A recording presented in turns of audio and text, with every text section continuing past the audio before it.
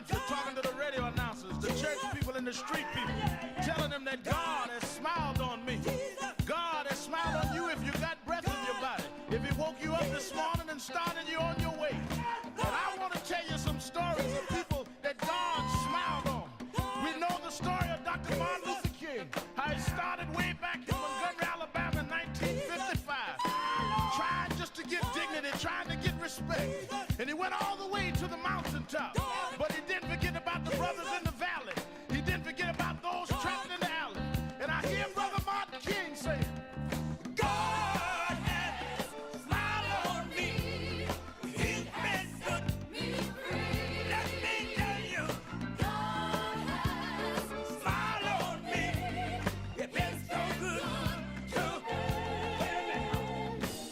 Then I see as Dr. King went on, another man stepped into the forefront by the name of John F. Kennedy, who rose up and said, let's not stand back. Let's not wait for a handout.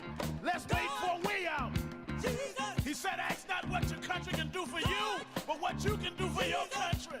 He said, don't us gravel and don't us moan, because God done smile on us. Let me say it. God has smiled on me.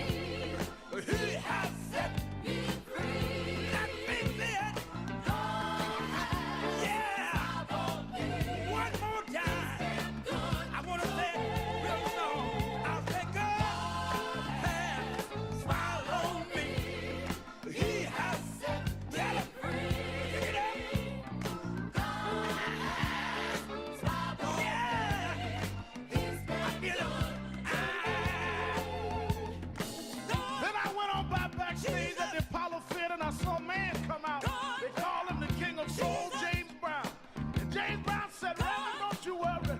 I started out as a shoe shine boy. I started out as a convict. I started out uneducated. But I learned to sing my song. And I sung it all over the world. I told him it was a man's world. I told him about the big payback. I told him Papa got a brand new bag. And all over the world, they can hear my voice. But Reverend, don't you frown. Don't you bow your head. Tell him what you told me, Brother Brown. I said, God has smiled on me. He has set me free. Yeah. Oh, yeah. I want to scream, y'all. I want to scream, y'all. God has smiled on me. He has set me free.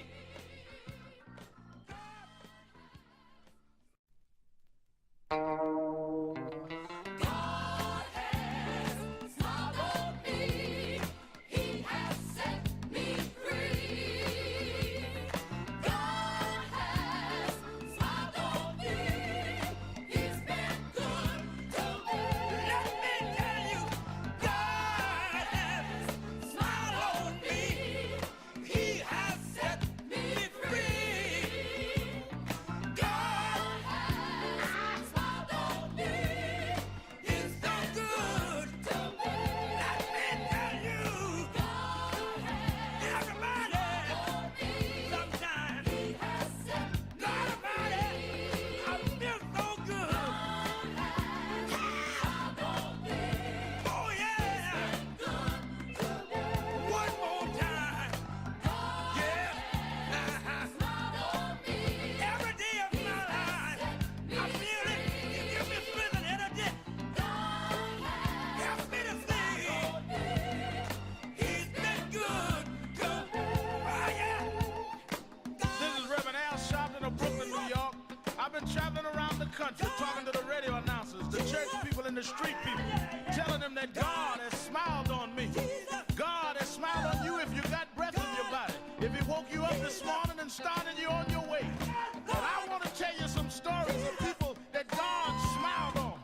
We know the story of Dr. Martin Luther King, how he started way back in Montgomery, Alabama in 1955, trying just to get dignity, trying to get respect. And he went all the way to the mountaintop. But he didn't forget about the brothers in the valley. He didn't forget about those trapped in the alley. And I hear Brother Martin King say, God has smiled on me. He's been good to me. Let me tell you,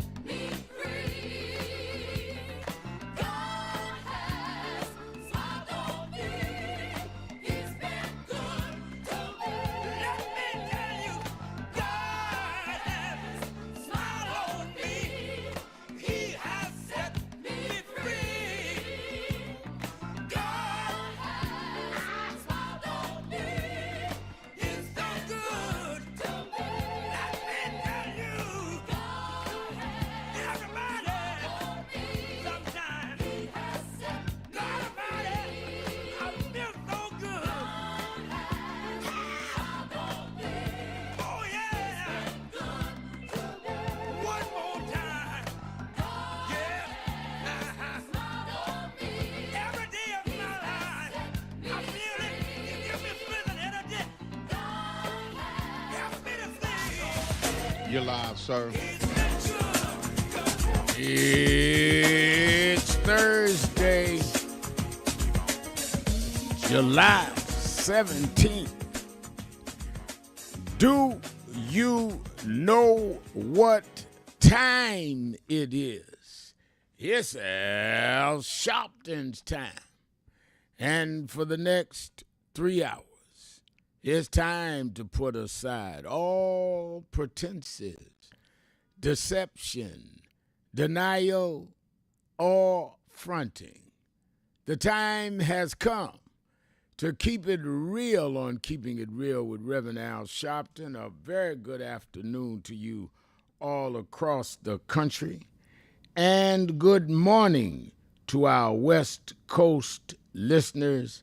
And welcome to our people that are watching by live stream on www.nationalactionnetwork.net. All you have to go is to live stream once you go to nationalactionnetwork.net.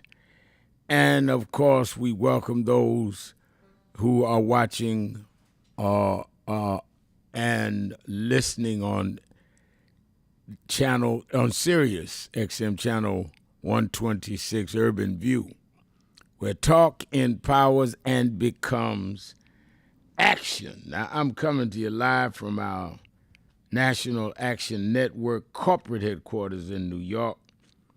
And for the next 3 hours, as I said, you can call in. Give us your thoughts, your questions, your commentaries. All you have to do is call us at 1-877-532-5797, or you can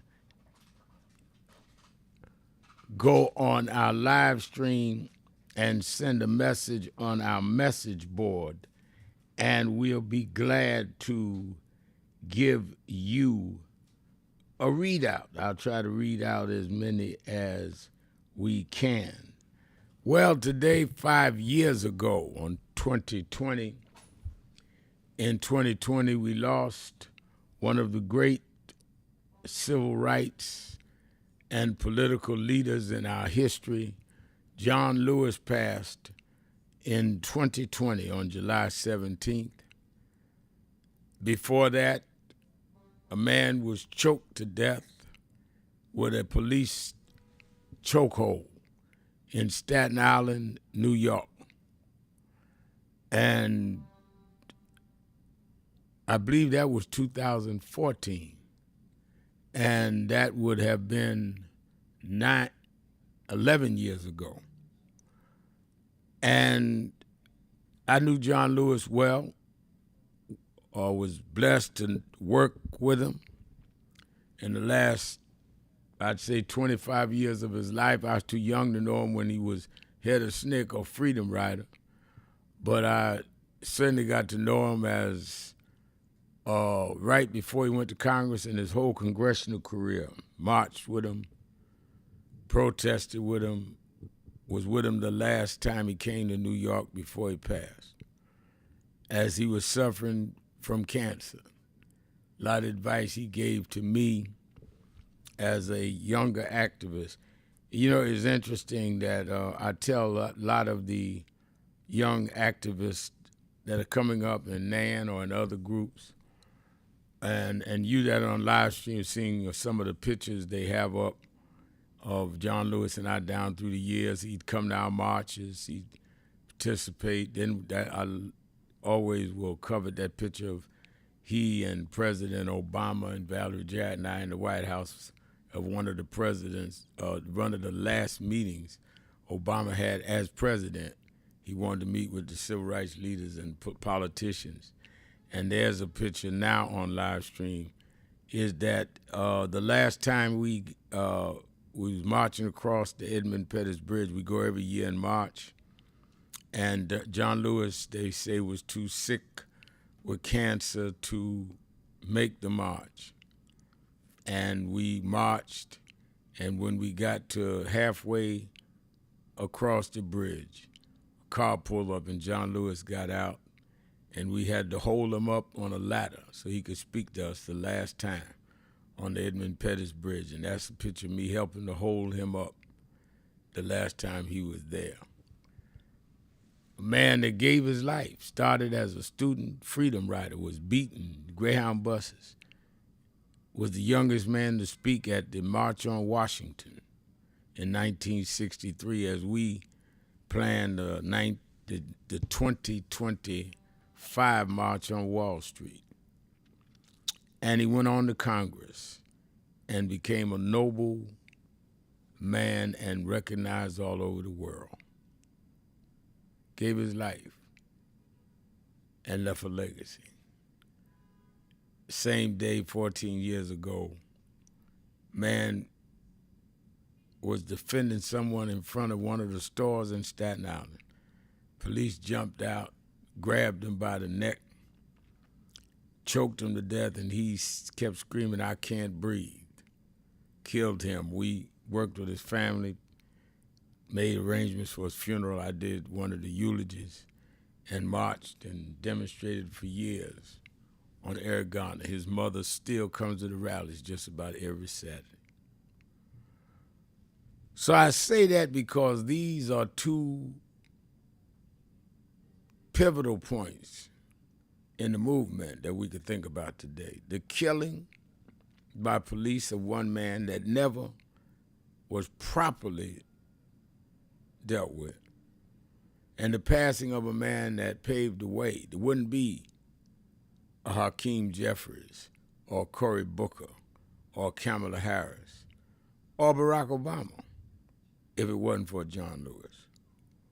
So that's why some of us that were blessed, I couldn't explain why, but I'm thankful that I was one of the younger ones. Reverend Jesse Jackson was born in 41, and John Lewis born in 40, and Julian Bond in 40.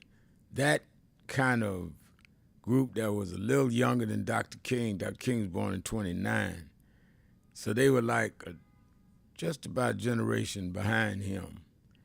And I was born in 54, about a generation behind them, from 40 to 54, 14 years younger. So when they were in college, I was just going to kindergarten. That's a generation to me. And I've tried to pass on to the generations behind me some of these stories. Why am I talking like that? Because I want us to see what's going on today in the context of the history we come from. If we are the ones that John Lewis shed blood for, if we are the ones that our forefathers and foremothers spent nights in jail, or we are the ones that some went to their early graves, all they hoped for was, I know it may not happen for me, but God, let the generations to come enjoy freedoms I didn't have, and my sacrifice not be in vain. That's all they could want, is that their sacrifice not be in vain. And we're going to get here and have more political offices than they ever had, more money than they ever had, more access to public discussions. They never had social media. Martin Luther King never had a cell phone, didn't know what an email was. Yet they turned this country upside down to make a way for you and I. And we get here and let somebody like Donald Trump just run through us like we didn't come from nothing or nowhere. We just let him bluff us back into second-class citizenship with no fight back, with no stand-up. I mean, what happened to us? Have we forgot about good trouble, what John Lewis talked about? Have we forgot the price that was paid? Right where you working, Those jobs came because people fought to make sure they had to employ us. Neighborhood you live in, because people made sure you couldn't have housing discrimination. Have we gotten Negro amnesia? So I want us to think about that today. The price that was paid and what we ought to be doing to make sure it don't go back. I remember the day, 2008, Election Day. They invited us to Chicago to be there when Barack Obama would get the results. Said, Reverend Al, you stood with him when others wouldn't. Got a special seat for you up there, Grant Park, hear the results. I said, no, I'm calling for a watch night meeting like we do on New Year's Eve. I'm calling for in Atlanta. Why are you doing Atlanta? I'm going to call it at Dr. King's grave. And then we're going to watch the returns in Ebenezer Baptist Church. And Martin III and Bernice King and I went to the grave when the polls closed. And thousands met us, and some of you in Atlanta might have been there. And we walked across the street into Ebenezer and watched the returns. And I'll never forget when Ohio came in and said that Ohio, the state of Ohio, votes Barack Obama. We knew he won then. And I grabbed the hand of Dr. King's sister, Miss Ferris. And the other hand was being held by the pastor of the church, Raphael Warnock, who later and is now U.S. Senator. I thank God I've been in historic moments that make me not forget my obligations. I owe because I received, and so do you. And it's going to take more than a Donald Trump to turn this around. Let's take a break. I'm going to start opening up the phones. You might want to say something on Good Trouble Day. You may also want to bring other things up on your mind and in your heart. 1-877-532-5797. 1-877-532-5797. Sharpton, keeping it real. Be right back.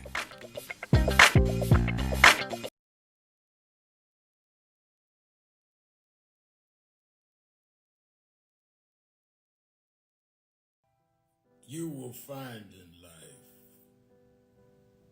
as I wish you, first of all, a good morning, you will find in life people will literally be angry, be upset that you are where you are,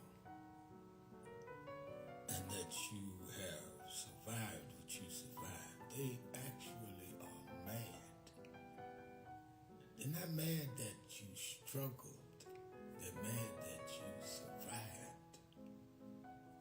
That you survived unbothered,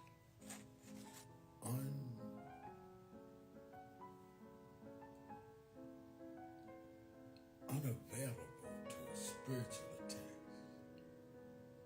unruffled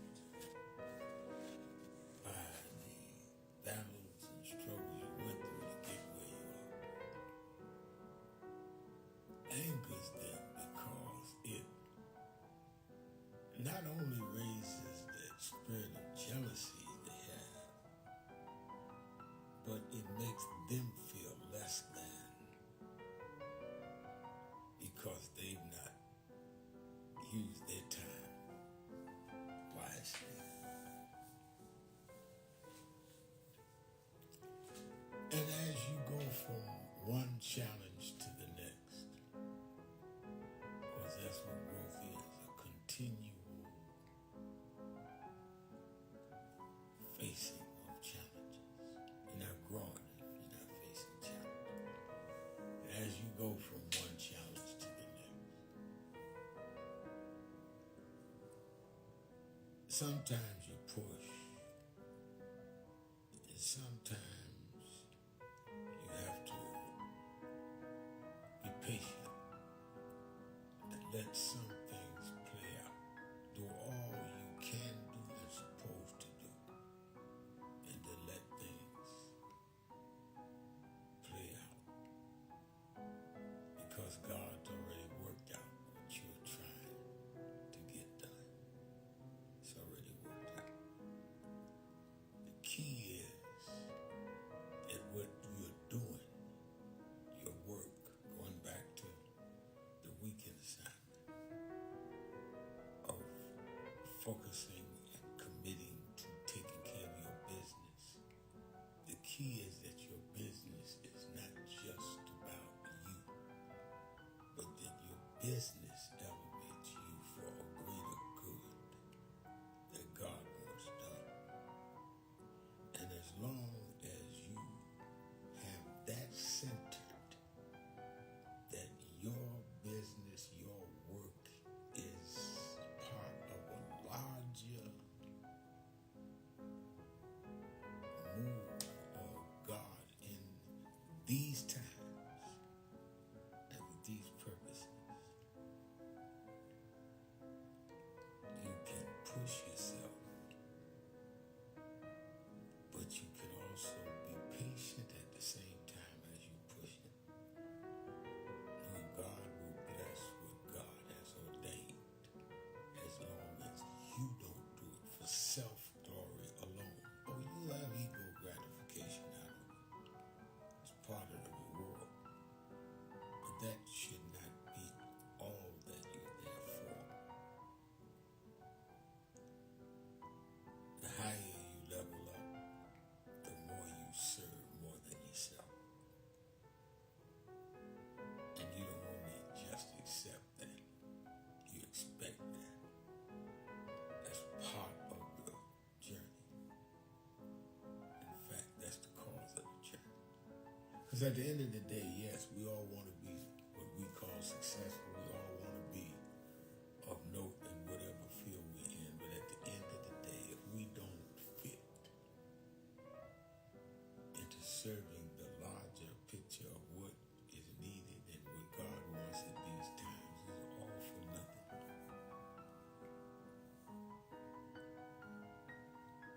The Bible says, seek ye first the kingdom of God and his righteousness, and all the other things will be added. Don't put your and mine ego gratification ahead of God's glorification. And if we keep God's glorification first, our ego satisfaction will just automatically handle.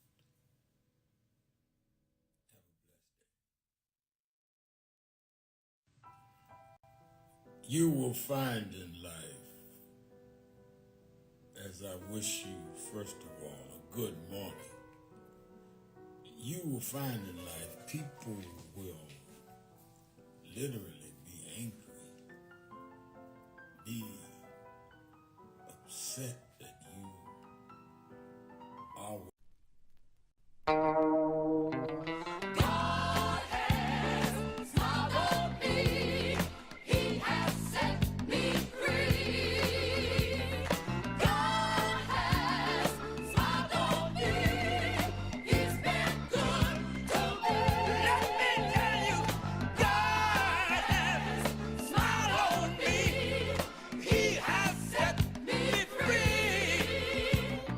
God has smiled on me. He's so good to me. Let me tell you, God has everybody, sometimes, He has set me free. I feel so good. God has smiled on me. Oh yeah, good to me. One more time. God has smiled on me. Every day of my life, I feel it. He gives me strength and energy. God helps me to sing. He's been good to me. Oh yeah. This is Reverend Al Sharpton of Brooklyn, New York. I've been traveling around the country talking to the radio announcers, the church people and the street people, telling them that God has smiled on me. if he woke you up this morning and started you on your way. But I want to tell you some stories of people that God smiled on. We know the story of Dr. Martin Luther King, how it started way back in Montgomery, Alabama in 1955, trying just to get dignity, trying to get respect. And he went all the way to the mountaintop. But he didn't forget about the brothers in the valley. He didn't forget about those trapped in the alley. And I hear Brother Martin King saying, God has smiled on me. He's been good to me. Let me tell you, God has smiled on me. He's been so good to me.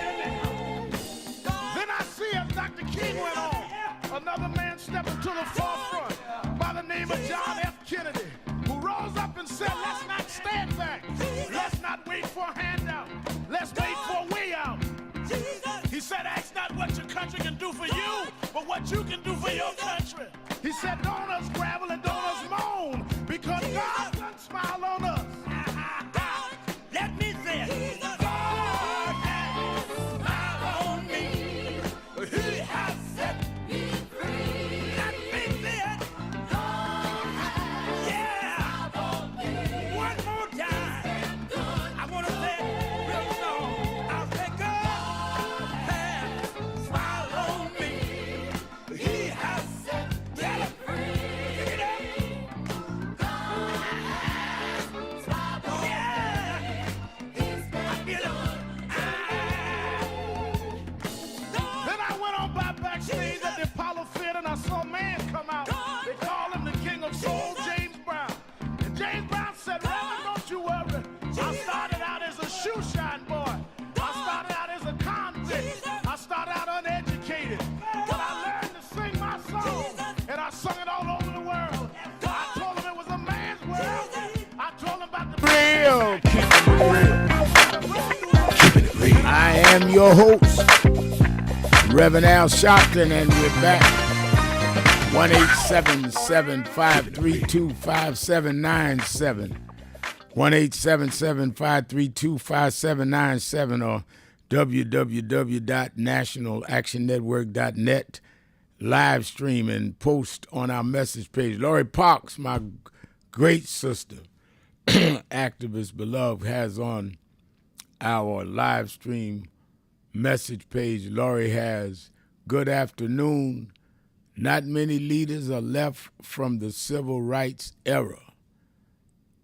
Those who are still among us, give them their flowers, their acknowledgments, being on the forefront in our black communities. And I do, and I thank you for that. That's why out of the movement tribe I come out of, the SCLC breadbasket, all the way to Nan, there are pioneers that are left, Andrew Young, Jesse Jackson, Bernard Lafayette. There's only a few left, and I try to give them all the praise I can, mention them. I grew up under Reverend Jackson, Reverend Bill Jones. Bill Jones passed. I try to mention them everywhere I speak because they opened the way. Anybody that acts like the movement or ministry started with them, you need to get away from them, because nothing starts with any of us and nothing ends with any of us. And anybody that vain is someone you should not spend a lot of time with. All right, 1-877-532-5797 or message page at live stream at www.nationalactionnetwork.net. Let me really bear down on and really trying to get you to watch Politics Nation this weekend.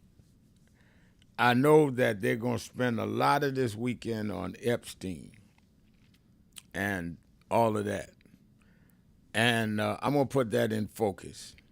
But I'm also want to deal with some of the real legislative and policy things that affect your life. They're getting away with a lot of stuff that we're ignoring while we running around letting them dictate what we pay attention to. So that's why I have the senators and the governors and people on to say, what about this? What about that? How do we deal with this? Why aren't y'all doing that? Watch Politics Nation with Al Sharpton, live at 5 p.m. Eastern Time on MSNBC, both Saturday and Sunday, live at 5 p.m. Eastern Time, Saturday and Sunday on MSNBC. You in the New York vicinity, meet me at the Saturday Action Rally at the House of Justice in Harlem, 145th and Lenox. We'll be there 9 a.m. to 11 a.m. this Saturday morning. I'm the main speaker. I'll be there looking for you. I want you to be with us. And, of course, we are gaining ground and momentum headed into our march on Wall Street on August 28th. Anniversary of the 63 March on Washington. John Lewis is the youngest one to speak that day, and he's come to our commemoration marches. One of the great honors is to have him speak at our commemoration marches. And I'm sure he and Dr. King, who made his I Have a Dream speech that day, will be proud to see thousands of us go to Wall Street. Why Wall Street? Because those are the ones that have tilted the economy to favor the rich at the expense of people on Medicaid, people with SNAP, turn around DEI, that's got people that have achieved certain levels in corporations and in academia now on shaky ground. So we're going to march like our forefathers did. We're going to march like our parents and grandparents did. Not that marching solves a problem, marching exposes a problem. And if you don't say ouch, don't nobody know you hurting. And everybody's marching. There are people marching today, good trouble marches, mostly white. When are we going to stand up for ourselves? Well, August 28th is one of the dates we're going to do that. Go to www.nationalactionnetwork.net, www.nationalactionnetwork.net, and register today. I want all the information. All you got to do is register, and that says I want all the information. And I'm going to pass it around about August 28th. All right, let's get ready to take some calls. Let me start today with my dear friend from Chicago, the beloved Miss Eunice. Miss Eunice, you're keeping it real. Good afternoon. Good afternoon, Rev. I had to call to exhale. It's not the Friday. I realize that. But I want, on Good Trouble Day, to think myself and others worked so hard to get where we are today. We march day and night, rain or shine, and this is the thanks we get, while others sit on their butts, excuse my expression, and betray us. You got Clarence Thomas, Tim Scott, Brian Donald, and others that act as though they got it just by, as my grandma used to say, dry long so. And Reverend Jackson has paid his dues. He's done a great job, and I'm happy to say that I've been with the organization for 57 years. Wow. And, yeah, and I'm happy to see the Democrats walked out on this Bovee vote. What has happened to the Republicans? They are lock, stock, and barrel with Trump in his dirty deeds, lying, and so forth. And Reverend, I heard something on TV the other day. Who is this guy that was with the Trump administration? And I think he was let go, and he's still getting a paycheck of $200,000. Do you know anything about that? Yeah, I saw that. I have not been able to dig into it. I'll have it by the weekend, because that really hit me crazy bad. I mean, and getting paid and been off the job. I mean, it's crazy. That's what I can't understand. And they're crying about the people and cutting everything, but there's a lot of money being wasted, and we've got to stand up like you say. And like I say, I ain't no ways tired yet. And let me say lastly, hello to Rick in Germany, and thank you for taking my call. All right, thank you as always. We love ourselves some Miss Eunice, and wow, been with Rem Jackson 57 years. That's beautiful. And I joined Operation Breadbasket when I was 12, which is 58 years ago. I became youth director of the New York chapter 57 years ago. So I've been but I was just 13 years old. So we've been a long time, Miss Eunice. I'm reading from our live stream message page, Tricia saying, we can never repay our ancestors. We can only pay it forward. And I think that's wisdom from Tricia. And somebody else wrote, don't forget Hosea Williams. I don't see their name, but I remember I saw what they wrote. And she's absolutely right. The writer's absolutely right. Don't forget Hosea Williams. It's the Yes We Can podcast with Bishop Sherman D. Manning. Well, Bishop Manning is right. Hosea Williams was the field marshal for the movement. And when Dr. King had gotten killed and I was just becoming youth director in New York, and then a few years later I led the marches in Howard Beach, Reverend Hosea Williams came to New York and knighted me, gave me that gold medallion with Dr. King's face on it. It was really brass, it wasn't gold. The press was talking about the guy with the medallion. That was an award from Hosea Williams. I wore that every day. I never was a hip hopper. I was wearing the Martin Luther King medallion that Hosea Williams gave me. Hosea Williams did more than he ever got credit for. Let's take a break. Be right back. Keeping it real. Sharpton. Be right back.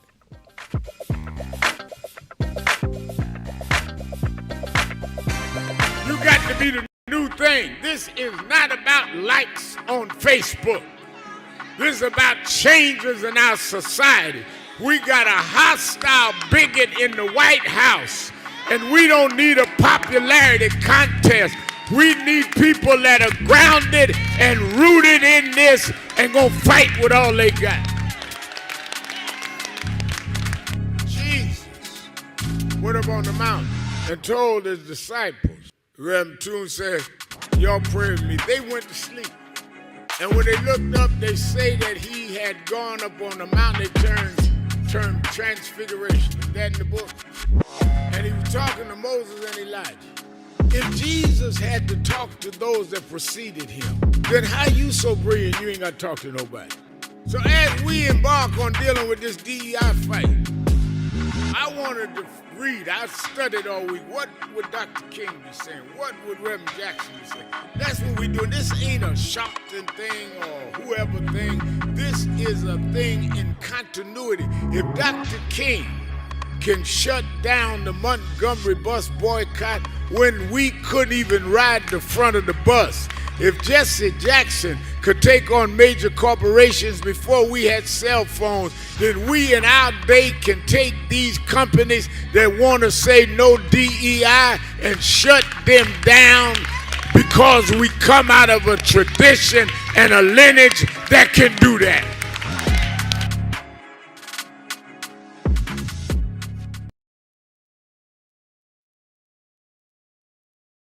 So who is Al Sharpton anyway? Who is this 33-year-old preacher without a church? A number of black New Yorkers as well.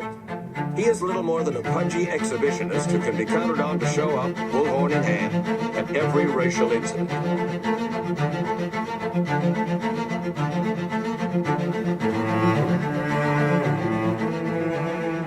I often quote Mark Twain saying, the two most important moments in life is the moment you are born and the moment you find out why you were born. I had a very troubling conversation the other day that prompted me to do this little video. Young man that I've known a while came to me and he was crushed. I mean, really crushed, because people were criticizing his work. He's in the ministry, but he's also an actor. And he said he couldn't understand why people were jumping all over, criticizing him, trying to find scandalous and derogatory things about him.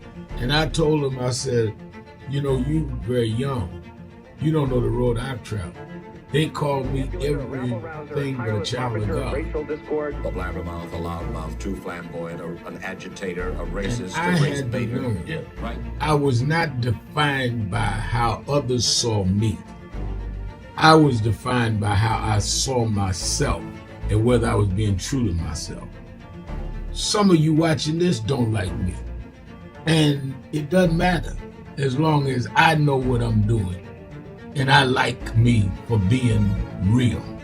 So I'm doing this video to say to you, whoever you are, And whatever you do, you may not be in ministry or social justice, none of the stuff, but don't live your life worried about opposition or people that don't like you. You can turn that around. Use me as an example. The same people that call me a scam artist, a con artist, a sellout, or racial hustler and all, I kept going. And the people I respected started respecting and publicly embracing my work. When Coretta Scott King, the widow of Dr. Martin Luther King Jr., had this to say about Al Sharpton. A leader who has protested injustice with a passionate, unrelenting commitment to nonviolent action in the spirit and tradition of Martin Luther King Jr. And I am talking about your leader, our leader, the Reverend Al Sharpton. The other thing that hasn't changed is the National Action Network's commitment to fight injustice and inequality here in New York City and across America. And that's not only a testament to Reverend Sharpton, it's a testament to all of you who are here tonight. First and foremost, to Reverend Sharpton. I saw him when he first came on the scene, and I have marveled at his tenacity, at the development of his intellect, and his devotion to our movement, and much he has contributed to the world we are experiencing. I am honored, and I must say that when I had my debate with Dr. King on the issue of the church and religion, he didn't warn me that after his departure, his space would be filled by another preacher, and that preacher would be Al Sharpton. All you want in life is people that matter to you to say you did all right. And more important, that you can look in the mirror and say you did all right. Thank you, Rev. Thanks for that introduction. Look, we've known each other for a long time. I'm grateful not only for your leadership and partnership, but quite frankly, more importantly, for your friendship. And thanks to all of you, members of our nation's most important civil rights organization. You have been, over all of your years, such an extraordinary leader. You are a voice of truth, a voice of conscience, a voice of practicality around what we must address and what we can do. And I thank you so much for your friendship. I remember that most of the youth around Al's age, he was about 12, wanted to be like Connie Hawkins, a great basketball player, legend, or Earl the Pearl, or Clyde Frazier. Al wanted to be like Adam Powell, a powerful preacher with a social justice gospel. He was very close to, at that time, to Reverend William Augustus Jones, powerful preacher and social justice advocate, and Reverend Gardner Taylor State right down the street, and Bishop Washington, whose church he came from, and Reverend Sandy Ray. He wanted to be like these giant preachers. He wanted them to have the edge, however, of the King's social justice dimension. He wanted to be like them, now he's one of them. Perhaps taller than most of them because of the risks he has taken and the reward God has given him with his gift. I remember so well that I first escorted him to jail. He was around 13 years old, with the jail fighting the ANP. He was in the lineage of our struggle. He grew up in it. We didn't just see him on TV one night. He didn't happen. He came bottom up, not top down.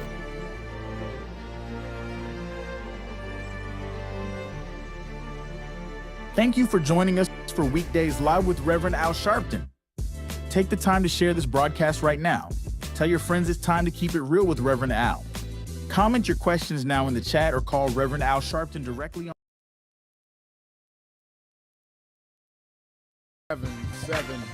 775325797. And let me say for you that think we're just saying things we shouldn't say, let me tell you what just broke this morning. I'm going to read the New York Times version. The Justice Department Civil Rights Chief has asked a federal judge to sentence a Louisville police officer convicted in the 2020 killing of Breonna Taylor to just 1 day in jail, a stunning reversal of the Biden-era efforts to address racial disparities in local law enforcement. Last year, a federal jury in Kentucky convicted Brett Hankerson, the officer, of one count of violating Ms. Taylor's civil rights by discharging several shots through Miss Taylor's window during a drug raid that went awry. He faces a maximum sentence of life in prison and is scheduled to be sentenced next week. On Wednesday, Harmeet D. Dillon, the Assistant Attorney General for Civil Rights, asked the judge in the case to sentence Mr. Hankinson to time he has already served in addition to 1 day in prison and 3 years of supervised release. In the filing, Ms. Dillon suggested the prosecution was excessive, arguing that Biden Justice Department had secured a conviction against Mr. Hankinson after he had been acquitted on state charges and first federal trial ended in a mistrial. In this case, 2 federal trials were ultimately necessary to obtain a unanimous verdict. End of quote, Dillon wrote, adding that Mr. Hankinson, a felon, was also fired from his job 5 years ago, had already paid substantial penalty. He could have faced life, was convicted of violating Breonna Taylor's civil rights. And the Trump Justice Department said give him a day, just a day in jail. Now, where are your Trump supporters? I want y'all to call in and explain to me how this is fair. And all y'all to talk about Democrats don't do nothing. Well, the Democrats indicted him. Democrats said give him the max. When he got acquitted, they tried him again. And Trump comes in and said give him a day. Come on, all you Democrat haters. And I don't ever say Democrats are perfect, but I say they better than Republicans.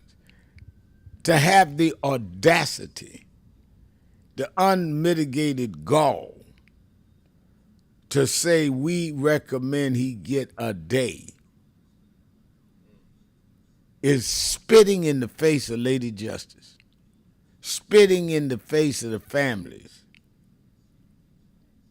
of Breonna Taylor. This is the kind of administration we are living under.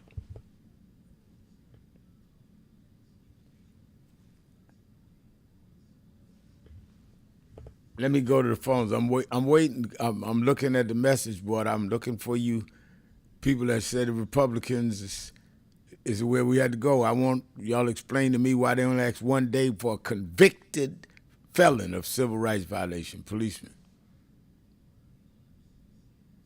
I don't see none yet. I see Tricia says, wow, I miss President Biden and VP Harris. Yeah, because they did make sure that these people went to trial and got time. Let me go to Brother Jacob in Philadelphia, WURD, Word. Peace be unto you, Reverend Al, and to your massive radio audience all over the world, man. You know, you just described what happened in Philadelphia just this morning. A police officer, European white, was put on parole for killing a Latino young man, shooting him through the car window, right? I guess with the modern technology, you know, you could Google that or whatever and get that story. But like you just said, how does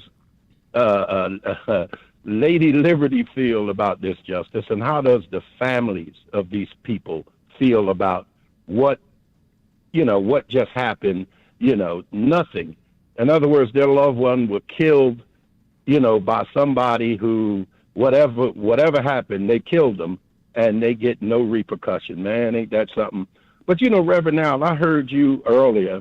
You said you ain't going to let nobody turn you around. Yes, and sir. Don't you know our ancestors sang that song, right?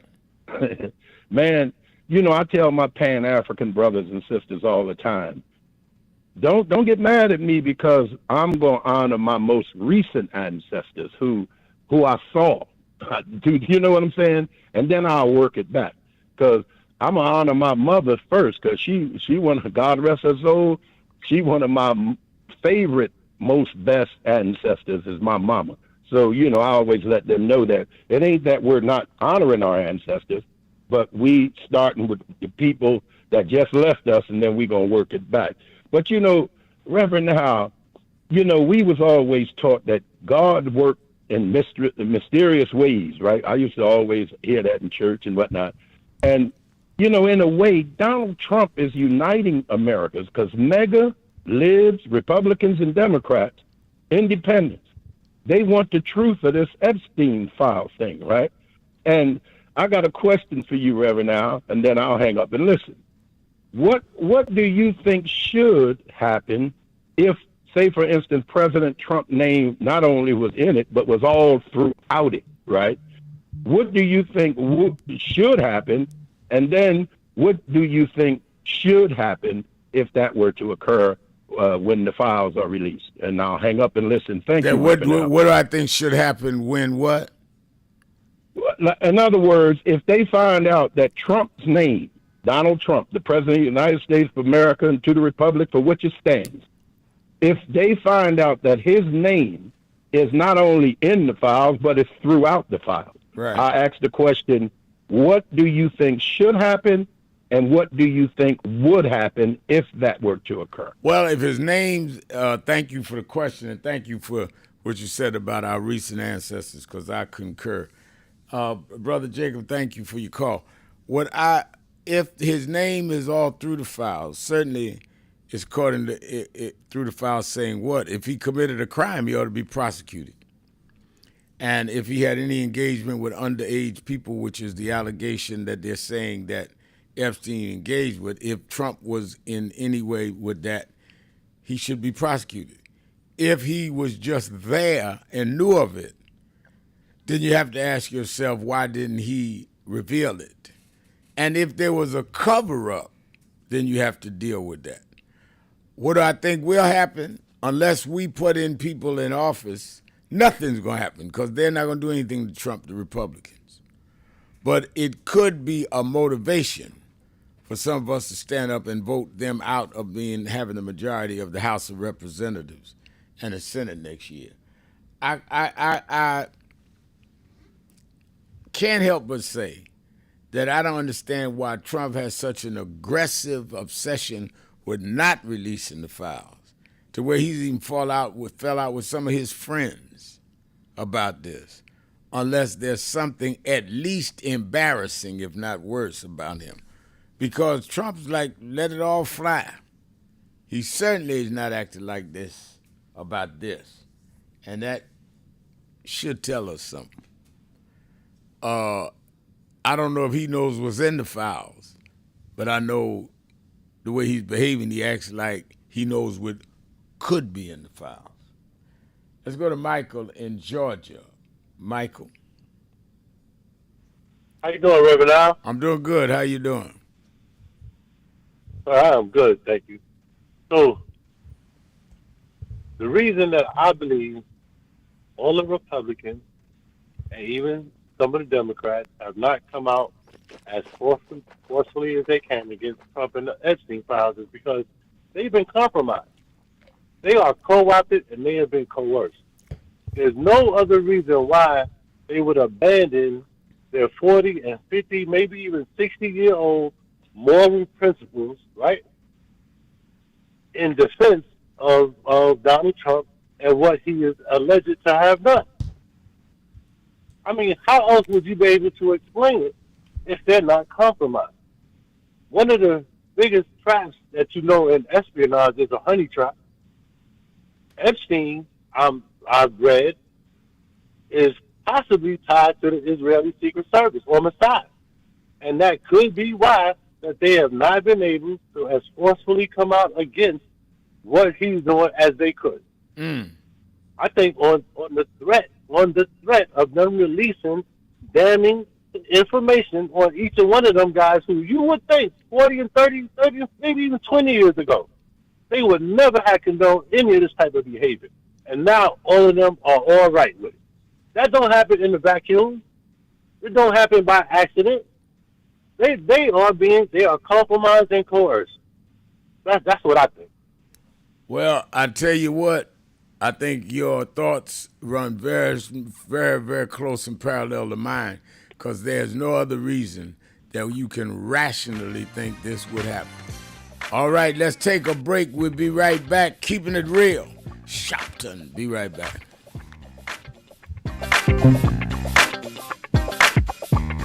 Stop going through your life like you are a co-star or a bit player in your own drama. No, you are the main star. You're the central figure in your life. What you decide is what is the major thrust of your life. And others may contribute, impact, affect, but it's your life that you're central in. So stop trying to lay the weight of what you do or don't do on others. That weight is squarely on your shoulders and in your hand. And if you want to defer and give your life choices to others, that's on you. If they have any sense at all, they will be so busy trying to conduct and properly guide their life, they will not have time to try to major in your life.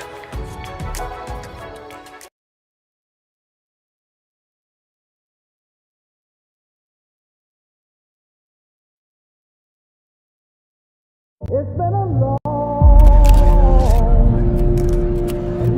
time coming, but I know 1968, Dr. Martin King was killed in Memphis, Tennessee. And it has been the commitment of National Action Network to always, in the month he was killed, to let them know they killed the dreamer.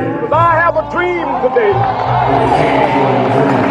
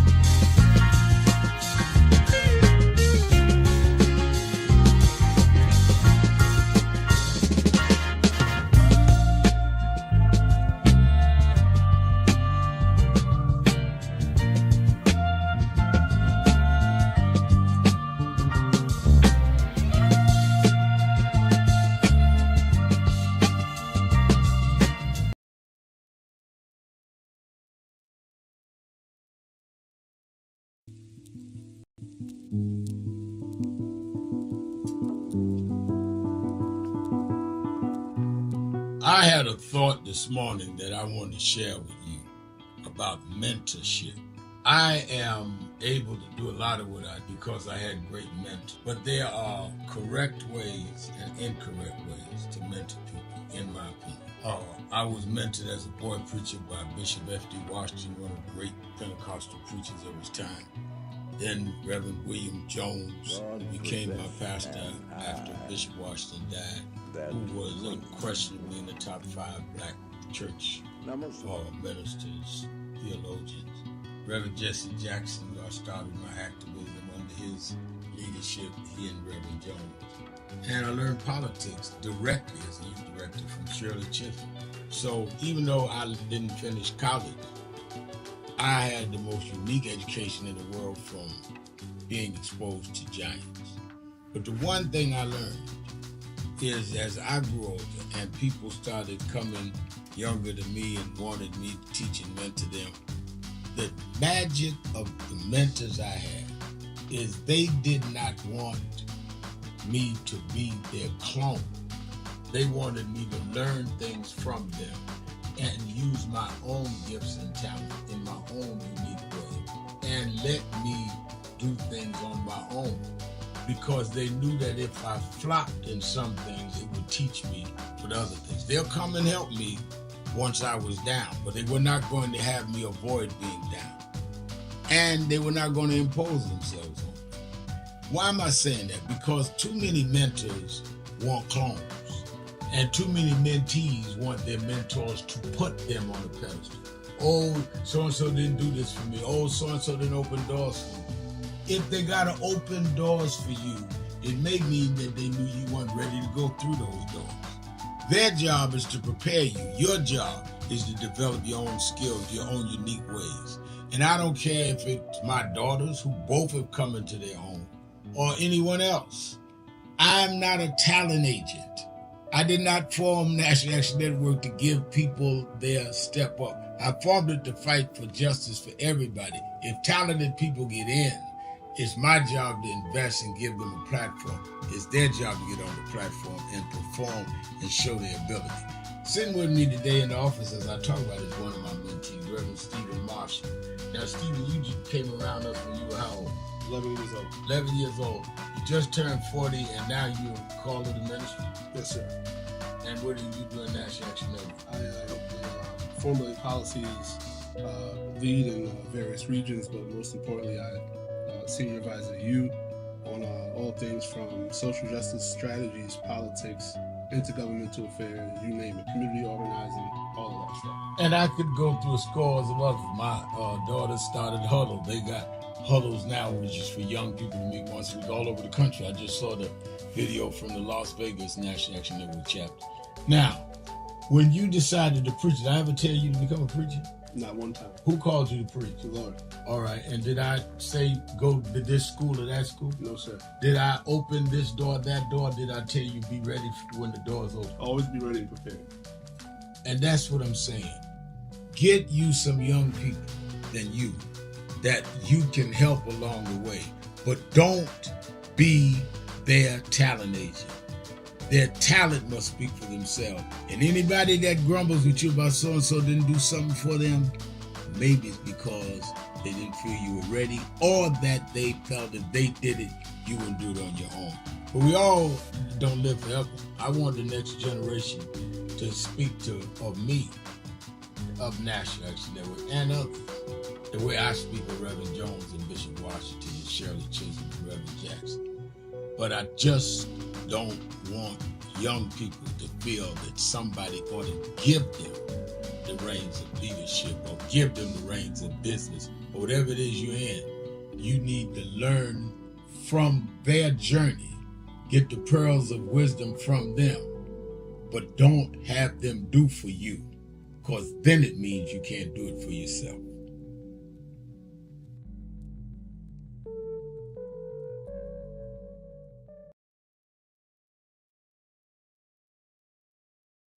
Hello, New Orleans.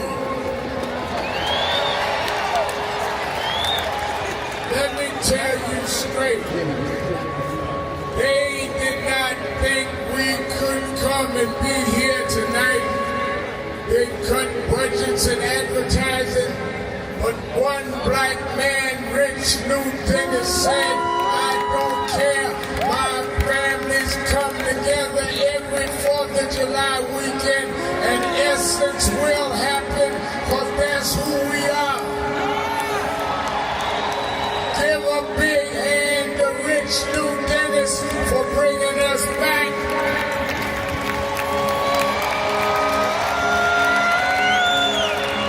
Why do we come? Because the essence of who we are is essential to what made this nation. We built this nation. We made this nation. We created the essential dollars that this nation lives off of. We don't care what bill they pass. We will not back up. We will not back down. We will not give in. We will not be chased out. We don't care who's in the White House. We're going to organize our house by house.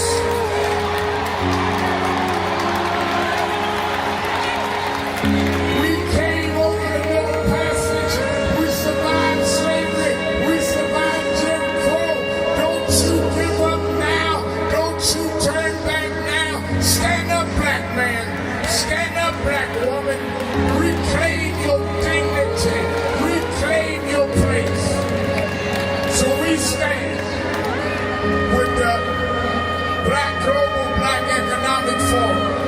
We stand with Essence Magazine because that's who we are. So don't give in now. Yes, it's some rough days, but we've been through rougher days than this.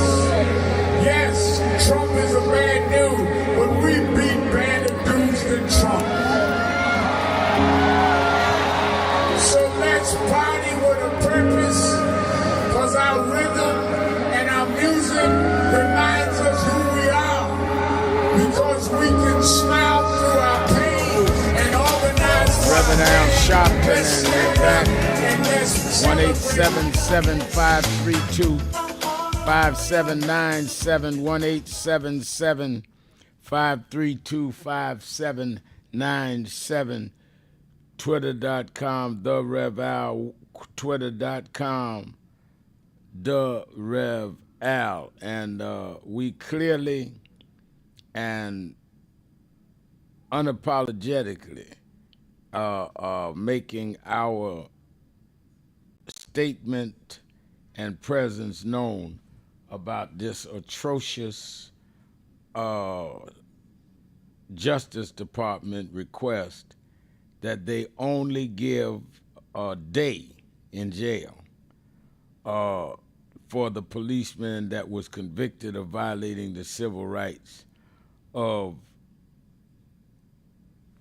Breonna Taylor. And I think we're getting Jennifer Jones Austin up early today.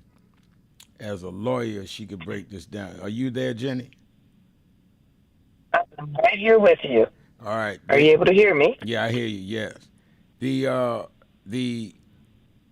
attorney, the head of civil rights for the Justice Department has ruled that, well, not ruled, but has put in a petition to the judge who's sentencing this policeman next week on the civil rights charges,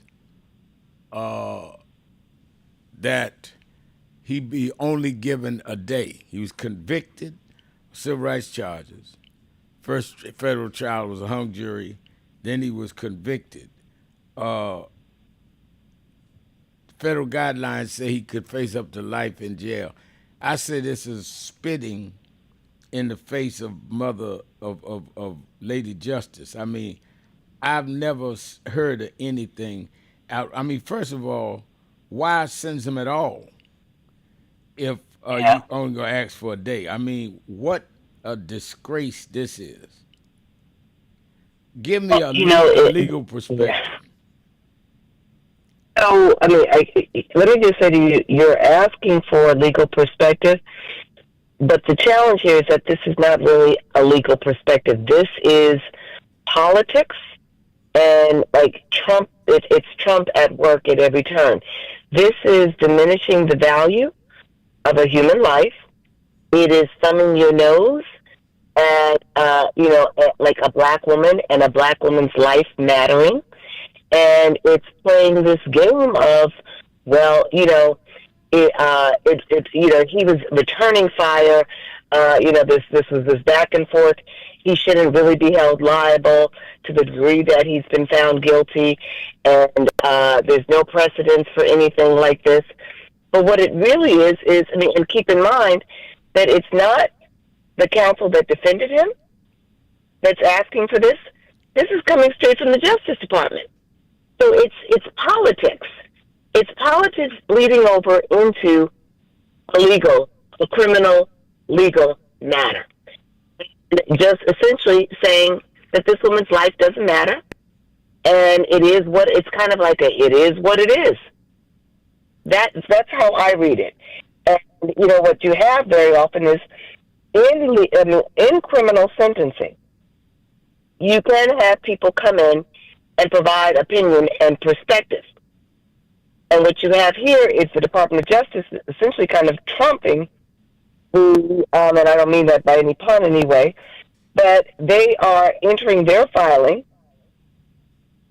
And what they're saying is that, the first case, he's acquitted in the state trial, federal trial ended in a mistrial, and then, so He did. It wasn't actually like that clear, that obvious. So he deserves some type of leniency. So they're playing politics. That's how I think I look at this more than the legal.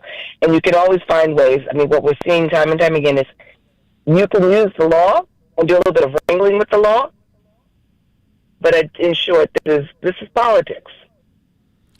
It's politics, and it is a real sense of ruthlessness Yes, that they indeed. really could care less about the reaction Yep. of the black community and Black Americans. community. Because it's almost to say to ask to just give him a day is mockery. I mean, you like just mocking Right. the court. Well, you got to also remember, sir, that it was following, Breonna Taylor and George Floyd and Ahmaud Arbery's deaths that, like we started hearing more and more, like this, a chant across the world that Black Lives Matter. Right. And we've got to remember that this is the president who, when he went back in office, well, he was in office and he was doing everything to, shut down the mass protests and demonstrations of people of not just black people, but different races and ethnicities who were chanting to Black Lives Matter. He was trying to shut that down at every turn. When he got back in office in 2024, one of the first things that he did was to have the mural in Washington, D.C. painted over. So this is just yet another example of, you all say Black Lives Matter, not so much, and I don't really care. And telling us and daring us what you gonna do about it. And the answer is a lot of us have capitulated to him, and some of us just outright bowed to him, and it is disgraceful. They are not going to, because you say I'm with you, Trump, change. He got there standing up against us, and he intends to stay there. It's despicable. It's consistent, though. And here we get this on Good Trouble Day, today in 2020, same year that Breonna Taylor happened, same year that George Floyd happened. We lost the great John Lewis, and Good Trouble Day deals with that. Let's go back to the phone. Let's go to Ricky in Portland, Oregon. Ricky, you're keeping it real with Al Sharpton.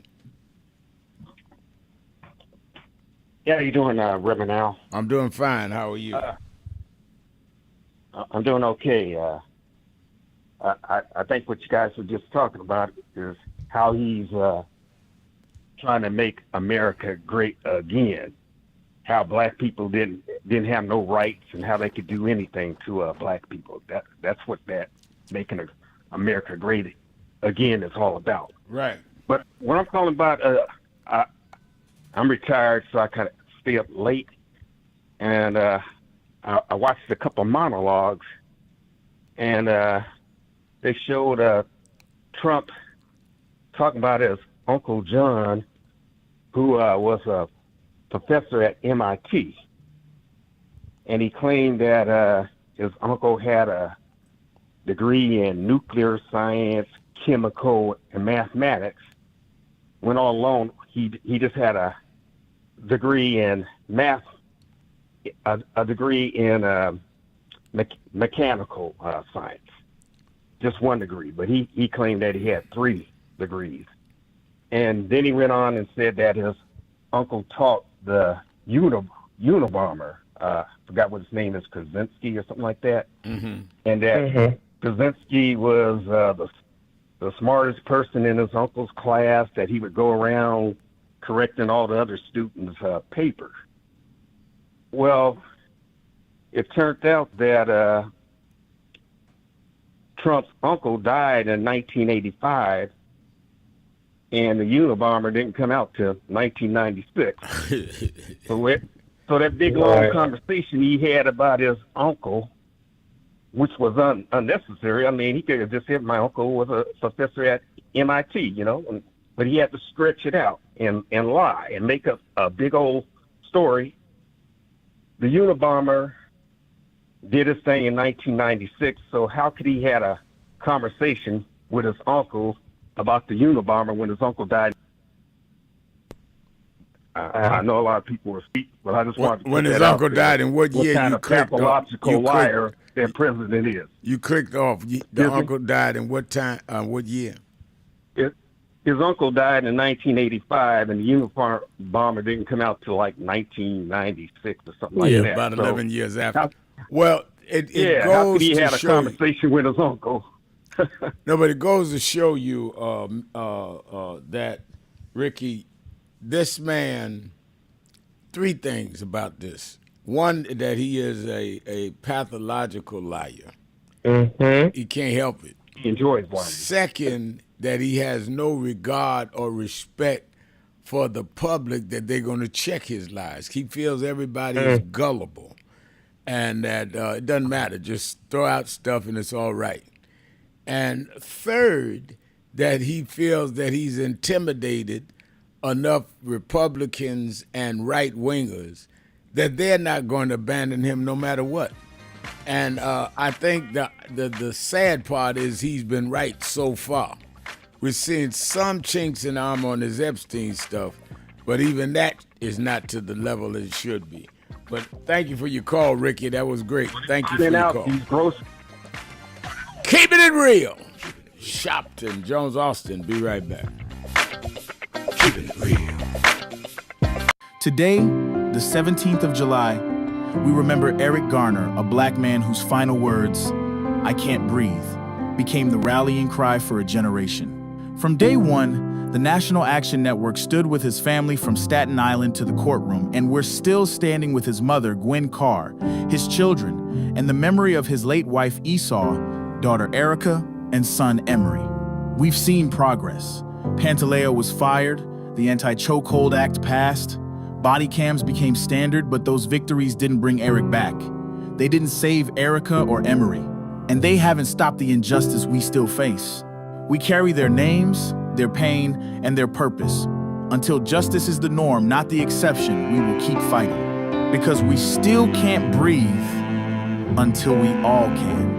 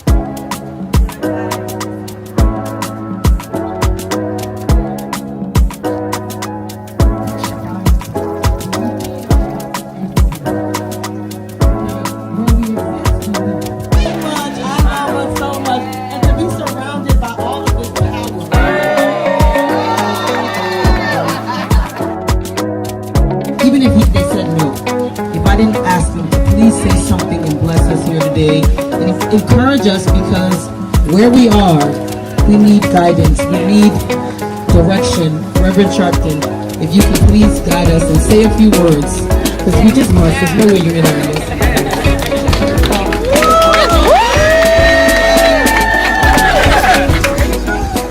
Baku is so special to all of us. And what has happened this week, let me tell you, Baku and Rich Dennis and the rest will not tell you, against all obstacles, they said we're going to make this happen. I was here 31 years ago when Essence Music Festival started. I've spoken at every one for 31 years. They wanted to stop this. They ended DEI. But just because they ended DEI, we will not DIE. We are indebted to these sisters because they reconnect us. You are strong not by your branches. You are strong by your roots. And the reason that this will survive is the roots that they have brought us from the motherland. tell us that we're stronger than the waters that we had to pass over. And if we go back to the roots, we can take the waves and the storms of the ocean. Because God brought us here to save the human race. And that's why we're here. God bless Baku. Bless you, sister.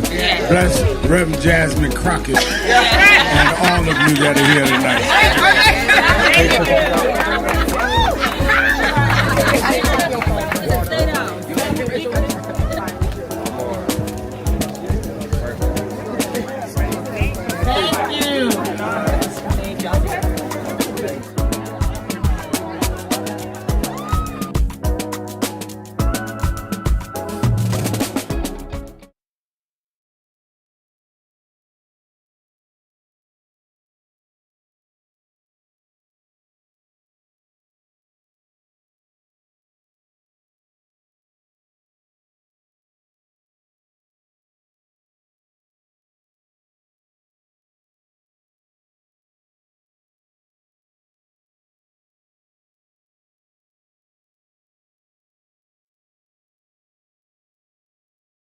No justice. No justice. No justice. What do we want? What do we want? We are the sons and the daughters. We gotta stand up and make it loud. Just like our God told the Pharaoh, let my people go, go. We are a new generation from the ones who have come before. He's calling us into freedom. Let my people go, go. We never shine, never shade. Give me a papa God, make the heavens. If you don't say you know I'm trouble, let my people go, go. The blood, sweat, and the tears that we gathered through the years. If you don't say you know I'm trouble, let my people go, go. Wade in the water, we did wade in the water.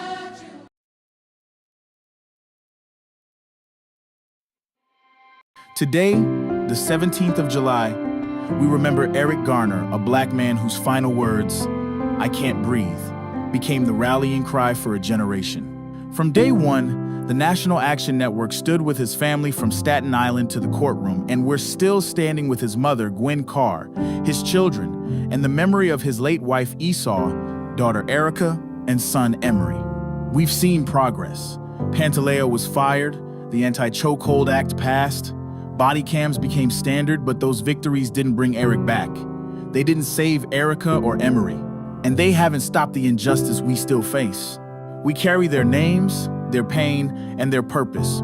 Until justice is the norm, not the exception, we will keep fighting. Because we still can't breathe until we all can.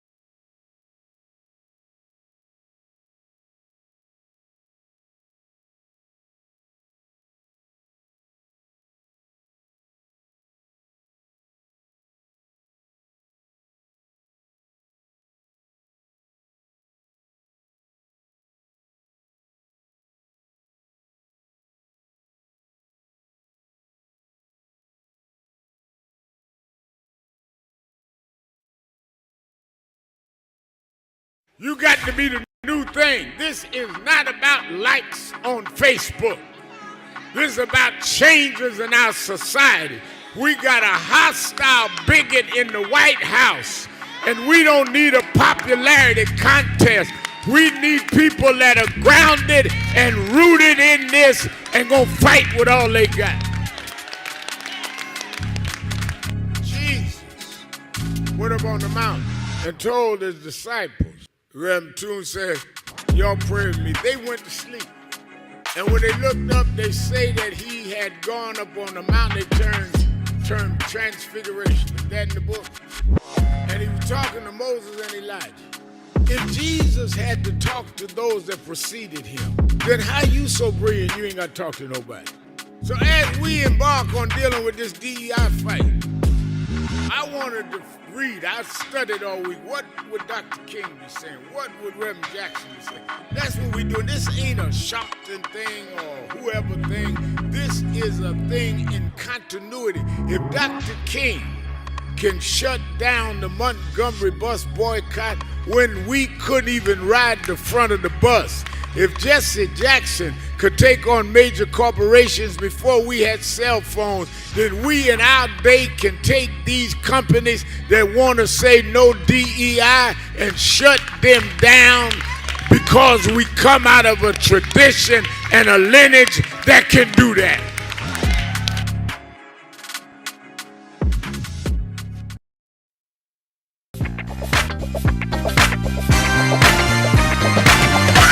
You're live, sir. Keeping it real. Keeping it real. Keeping it real. You ready, sir? Yeah. You're live. Keeping it real. Keeping it real. Keeping it real. I'm your host, Reverend Al Sharpton. Attorney Jennifer Jones Austin is our co-host. She came on a segment early. I know she has to leave early today. Taking your calls at 1-877-532-5797, 1-877-532-5797. Jenny, with all of the media attention on the Epstein scenario back and forward, we definitely should be not overlooking various serious policy, legal, as well as constitutional issues that are being not given the kind of attention that I think they deserve. I want you to really address to our radio audience what it means, not only the Justice Department Civil Rights Division asking for policemen to only get a day, but the ramifications of what they're trying to do with redistricting in Texas and other states to redraw lines and making sure that they're drawing lines that Republicans would get in. This has not gotten the kinds of attention I think we should be given. The fact that a lot of rural hospitals are closing already under this new, big, beautiful law. Give us two or three of the things that we ought to keep front and center while we chase the sexcapades of Mr. Epstein and others. Oh, I couldn't agree more about Texas redistricting. It's the intent is always with redistricting for the parties to bolster, their representation and their support. Interestingly, Newsom is saying that this could actually hurt Texas Republicans more. And Abbott saying the same, but I don't know if that's really, really true, if that's the case. One of the things that I'm paying close attention to right now is the Supreme Court giving the Trump administration the go-ahead to cancel, I'm saying not cancel, but fire the half of the staff in the Department of Education, keeping in mind that it is the Department of Education that, while they do not control day-to-day activities in schools across the nation, that is a state responsibility. While they don't control curriculum and instruction per se, it is the Department of Education that has been responsible for ensuring that children in underserved and under-resourced communities have the resources necessary to receive a quality public school education. The Department of Education oversees Title I funding that has largely gone to, and disproportionately, black and brown children to make sure that the resources are there to provide quality public schools, teachers, extra supports that are needed in the classroom. And so when you fire the people, even if you're per se not taking the money away, who's going to administer that? Also thinking about how when they fire people, they're firing literally tens of thousands of teachers who are working in these schools. They're firing people who are going to be who oversee the Pell Grants that are provided for college tuition for lower income persons. So we're not paying attention to that. Concerned about the fact that the Senate just voted to go ahead with a bill that is going to decrease funding for public broadcasting. That's a huge issue because public broadcasting has been and has continued to be a place where we go to not just get people's thoughts and opinions or manipulated media, people carrying like the Trump's message, but that's where you still see a lot of hardcore journalism laying out the issues as a public service to Americans. And so when they got funding for that, they're essentially trying to cancel another trusted space where people go for their news and also canceling foreign aid. These are real problems. And so when we're over here talking about Epstein, and we're never going to know exactly what happened there, too much cover-up. They're doing the okie dokie, the three-card Monte, and we're not paying attention to the issues that are really going to impact America. And when we see the issue of him, their canceling of aid to Africa and other places around the world, but basically Africa, and the president in the same time span of a week meets with heads of 5 African nations. One, he marvels that he could talk English, not knowing that Liberia was founded for former slaves.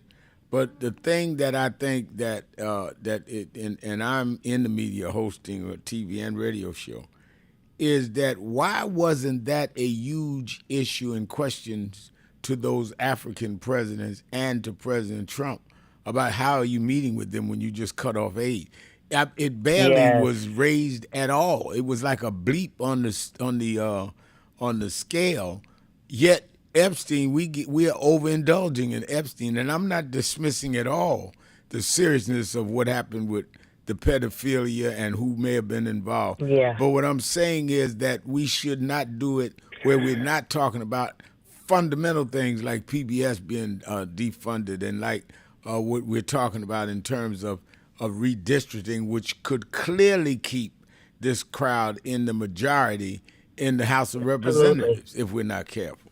Well, sir, I remember several months ago when Trump first came in reflecting on this and appreciating that, if we're talking about issues of immigration, the Democrats are hard-pressed to look like they don't want to be hard on immigration because there's so many people in America who take issue with immigration and the borders being, too open.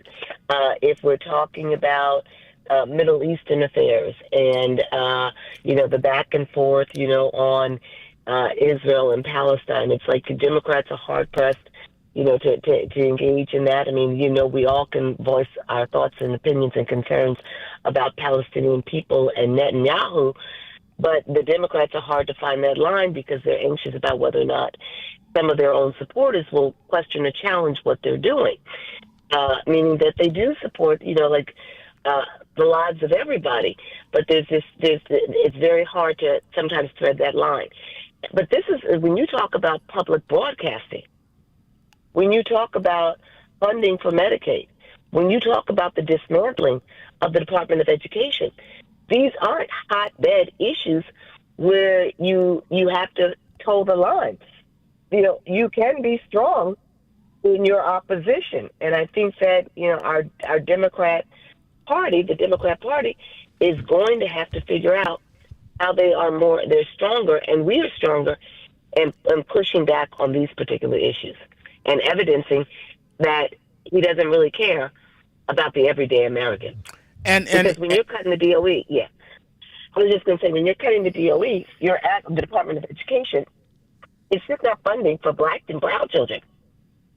You're cutting IEP, individualized education programs for disabled children. They're white too.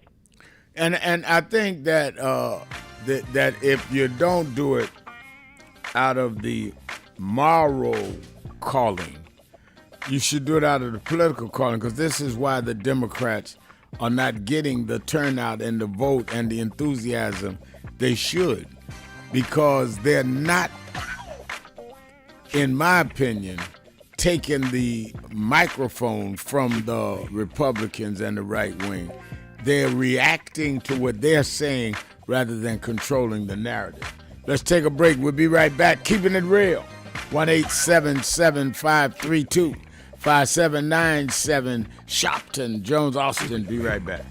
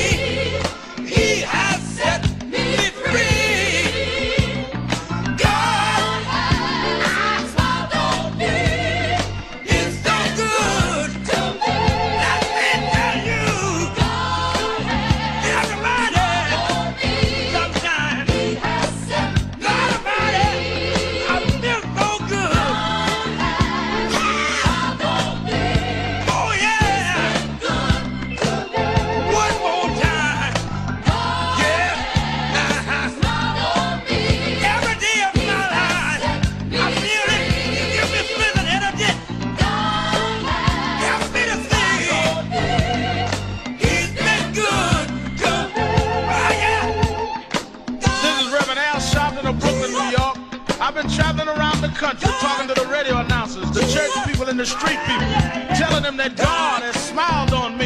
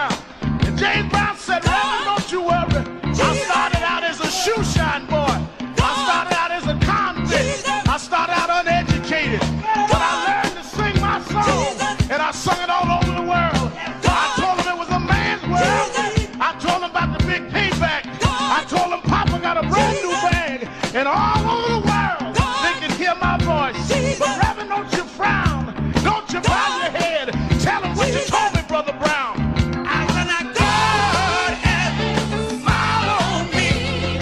He has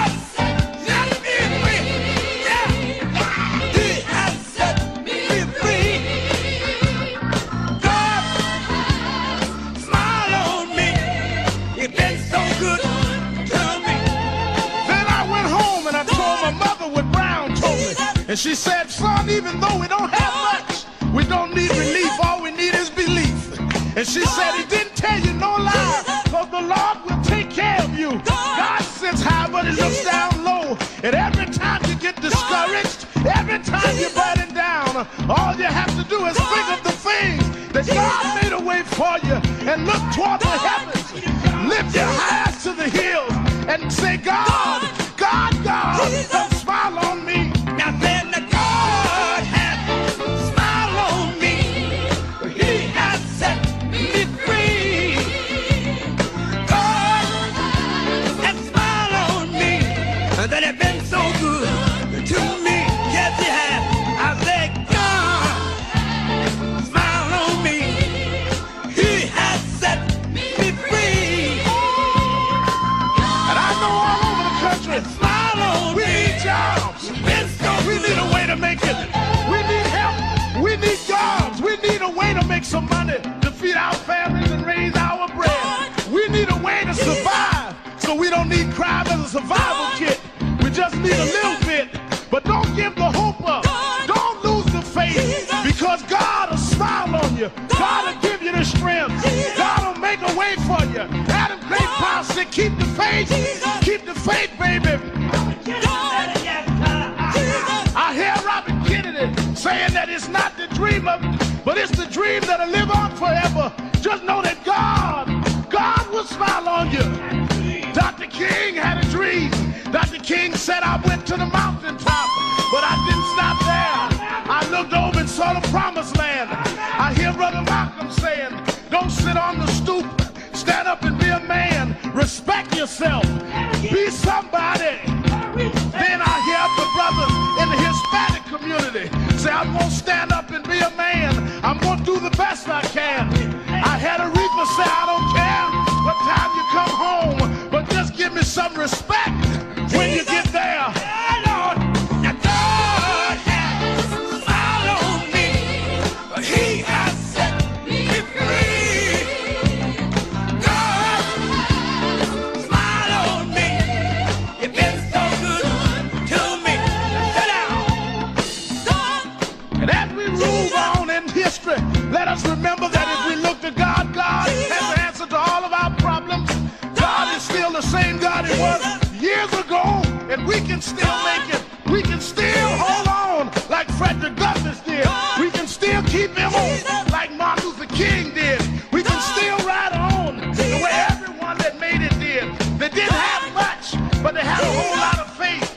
They didn't have money, but they had a lot of determination. We know that God will look out for his children, that God will make a way out of no way. If you just keep the faith and refuse to lose, and God will make a way, because God's children don't have color. God's children just have will. And I can still hear somewhere in my mind James Brown say, God has smiled on me. He has set me free. I am your host, Reverend Al Sharpton, and we're back.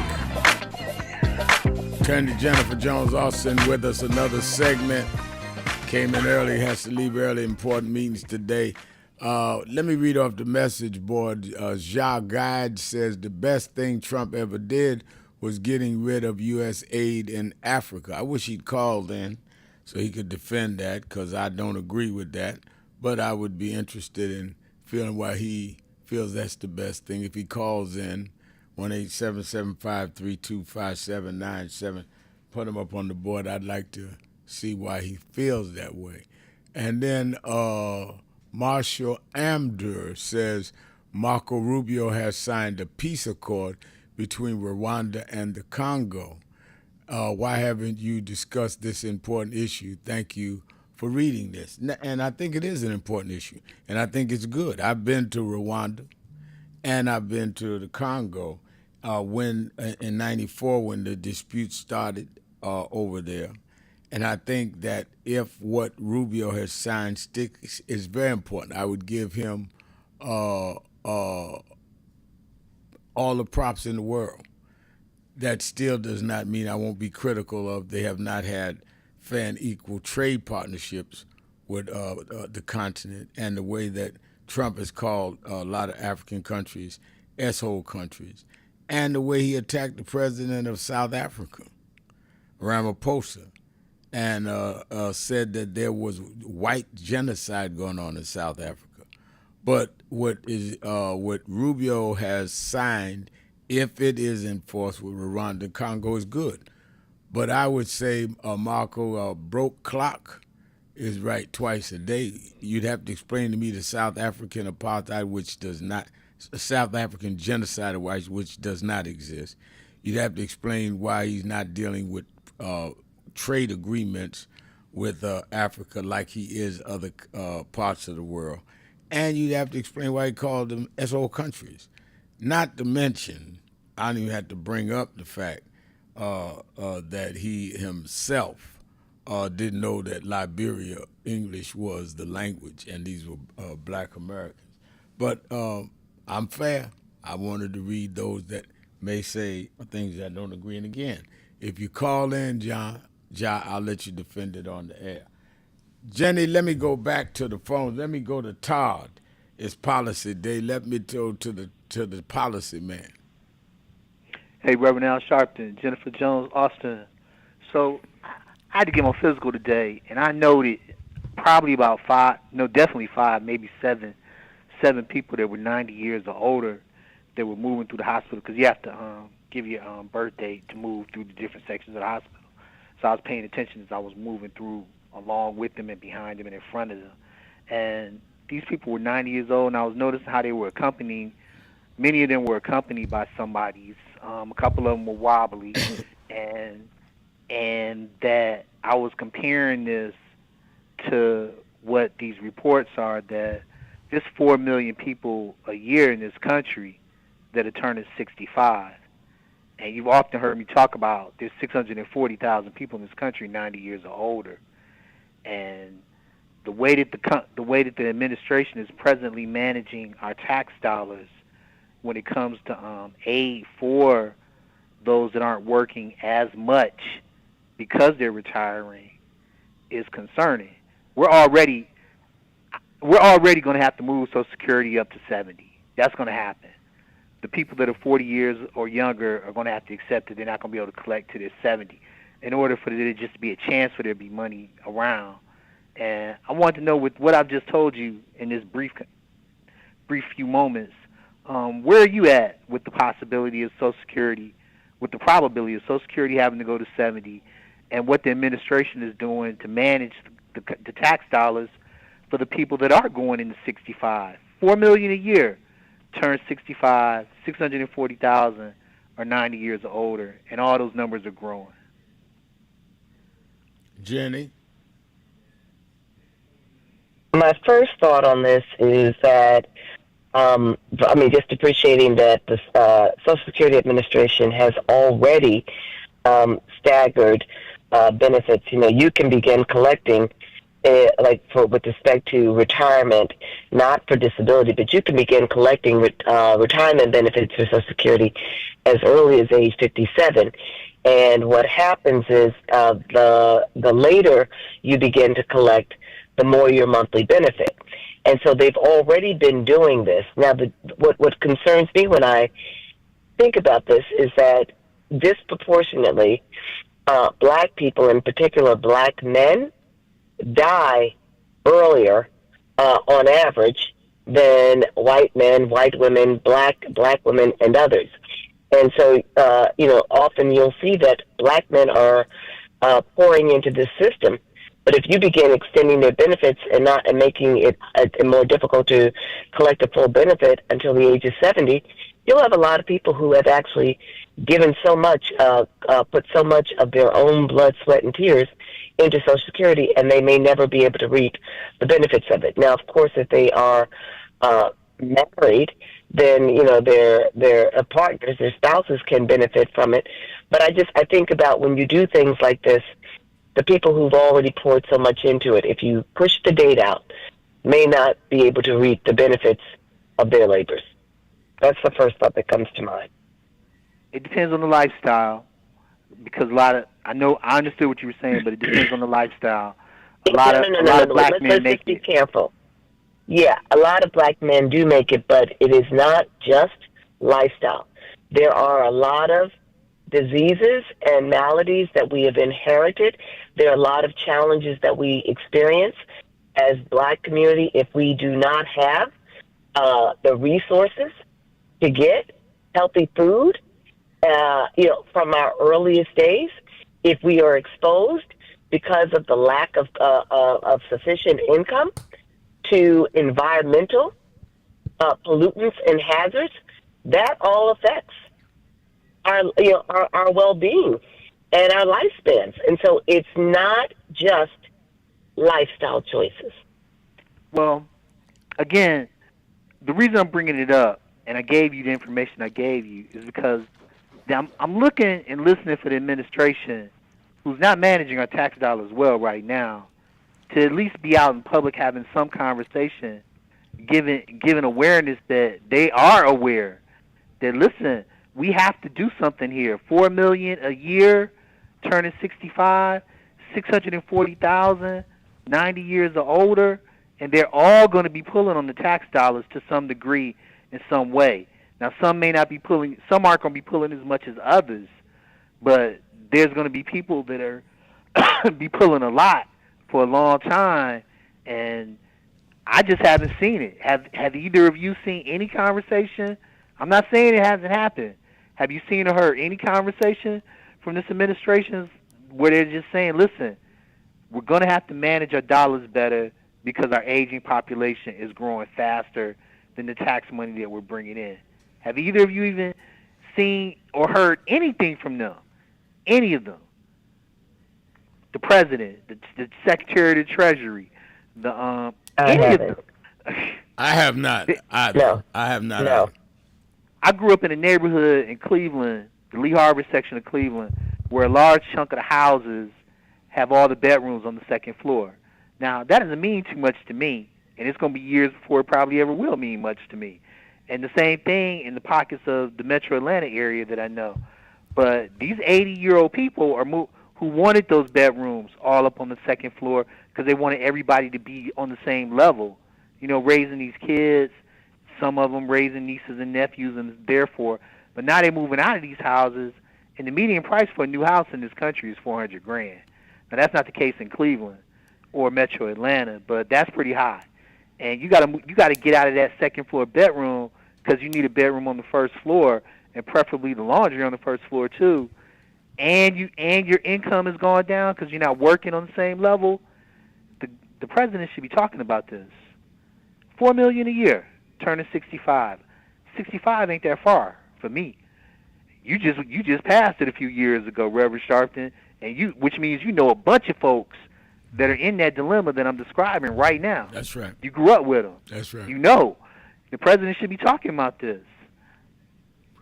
Absolutely should be talking about it. Lori Parks writes on our message board, first of all, isn't any shortage on Social Security.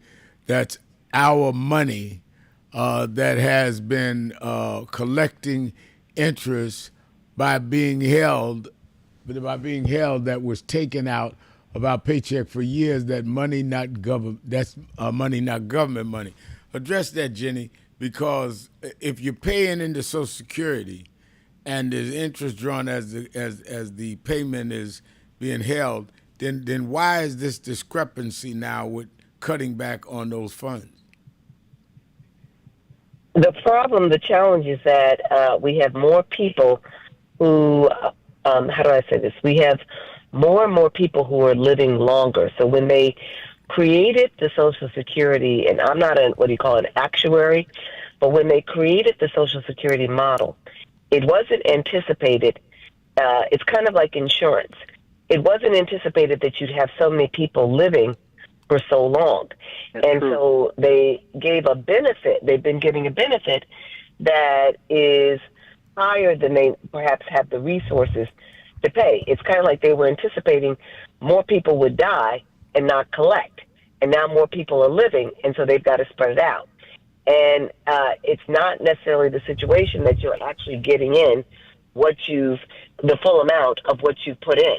You're actually getting a fraction of what you put in. And so that's part of the problem.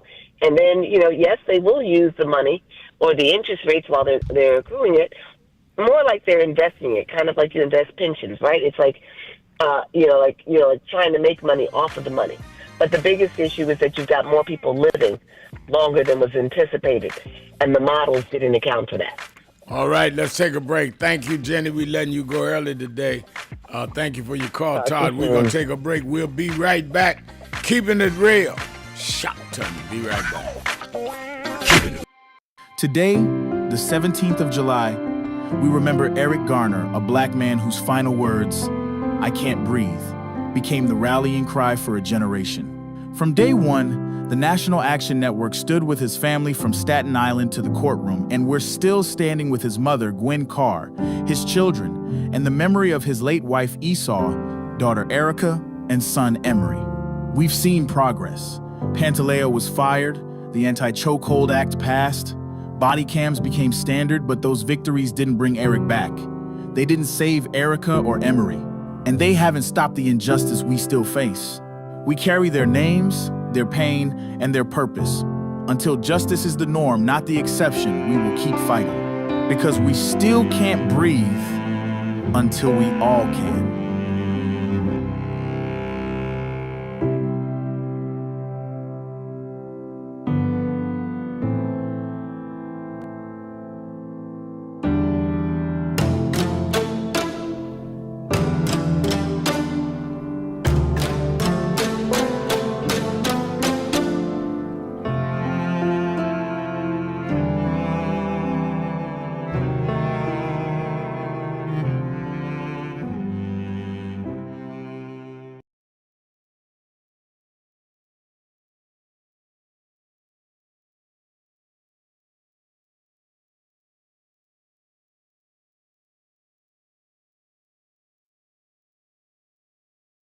One year ago and change, 67 weeks ago, we started marching every Thursday, am I right, on the offices of Bill Ackman. Bill Ackman was the architect of ending DEI, which is diversity, equity, and inclusion. He started it.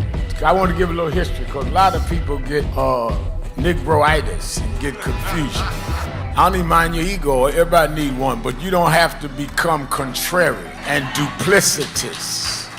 We got to have integrity even among those with ego. So we started when they first came out against DEI. Now Ackman and them started it going to Harvard University, forcing out the first black woman and first black president of Harvard. We went to his office and been going 67 weeks. I went first 10, 12 weeks. And this brother, stand up, Reverend Ron McHenry, coordinator House of Justice. This brother has been there every week. Many of you here in the audience have marched every week. So we didn't just get in this. We were in it the day they came at Claudine Guy. Last year's convention, we dealt with DEI. This year we said that we're going at these corporations that had come out against DEI. Many of you, most of y'all I'm looking at was at the convention. And we hit Pepsi. Pepsi called and said, all right, we 8-9 days in, we agree to meet. And we went, purchased New York, chairman of our board, Reverend Dr. W. Franklin Richardson, and Carol Wallace, who's a special advisor to us on finance, and laid out to them that one, we don't care what you call it, DEI, IED. Y'all are gonna keep your commitments in terms of the black community. And that means we don't want special privilege, but we do not want to be specially excluded. This is not about we don't want merit. We feel if our people are at the table, we can beat anybody on merit in many cases. So we want from employment to your board, to how you deal with marketing, to who does your financial investment. We want to go across the board with that. Otherwise, if you don't want to deal with the question of diversity in how you do your business, then don't deal with diversity in your consumer base, because you don't believe in diversity. So we just will try to remove all the dollars we can from buying your stuff. In fact, I told the chairman, met with the chairman of the board, met with the CEO. I said, in fact, I learned that not from growing up civil rights, I learned that from Donald Trump. I said, what do you mean? I said, Donald Trump said, he's gonna redo tariffs, that if he doesn't get what he wants for the country, they were gonna raise the tariffs. I'm doing the black tariff reverse.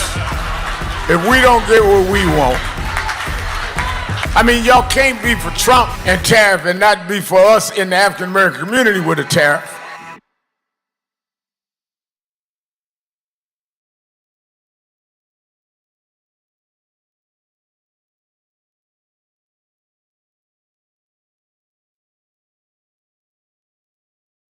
Come on.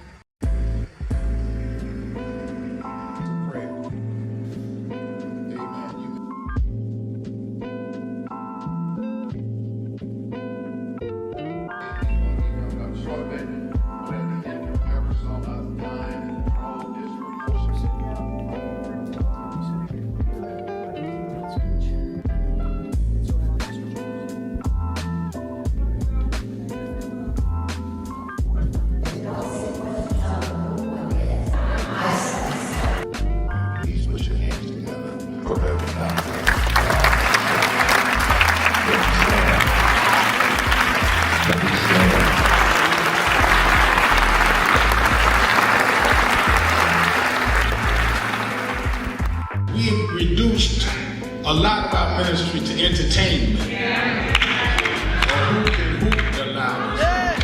Who can run around the pulpit more? Or who got the dresses fancy and don't deal with the ministry?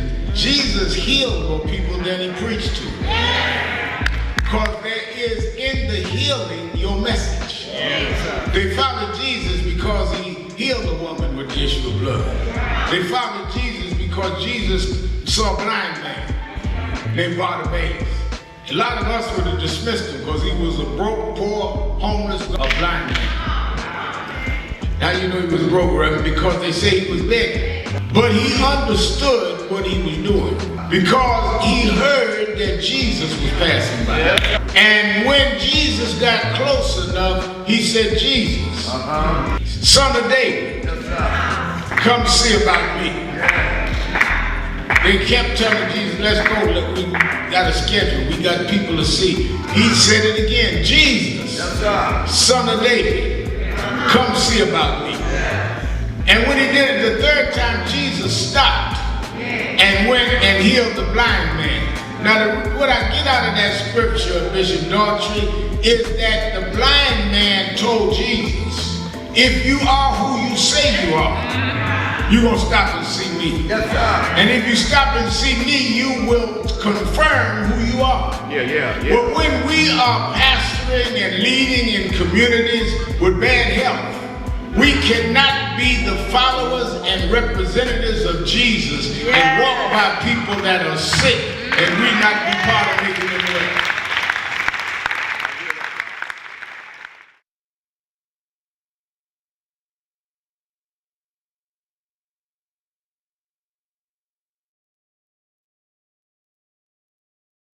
So who is Al Sharpton anyway? Who is this 33-year-old preacher without a church? A number of black New Yorkers as well.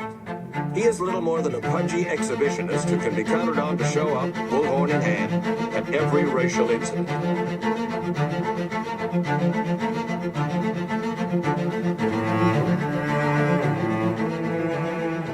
I often quote Mark Twain saying, the two most important moments in life is the moment you are born and the moment you find out why you were born. I had a very troubling conversation the other day that prompted me to do this little video. Young man that I've known a while came to me and he was crushed. I mean, really crushed, because people were criticizing his work. He's in the ministry, but he's also an actor. And he said he couldn't understand why people were jumping all over, criticizing him, trying to find scandalous and derogatory things about him. And I told him, I said, you know, you very young. You don't know the road I've traveled. They call me everything but a child of God. A blabbermouth, a loudmouth, too flamboyant, an agitator, a racist, I had to know. I was not defined by how others saw me.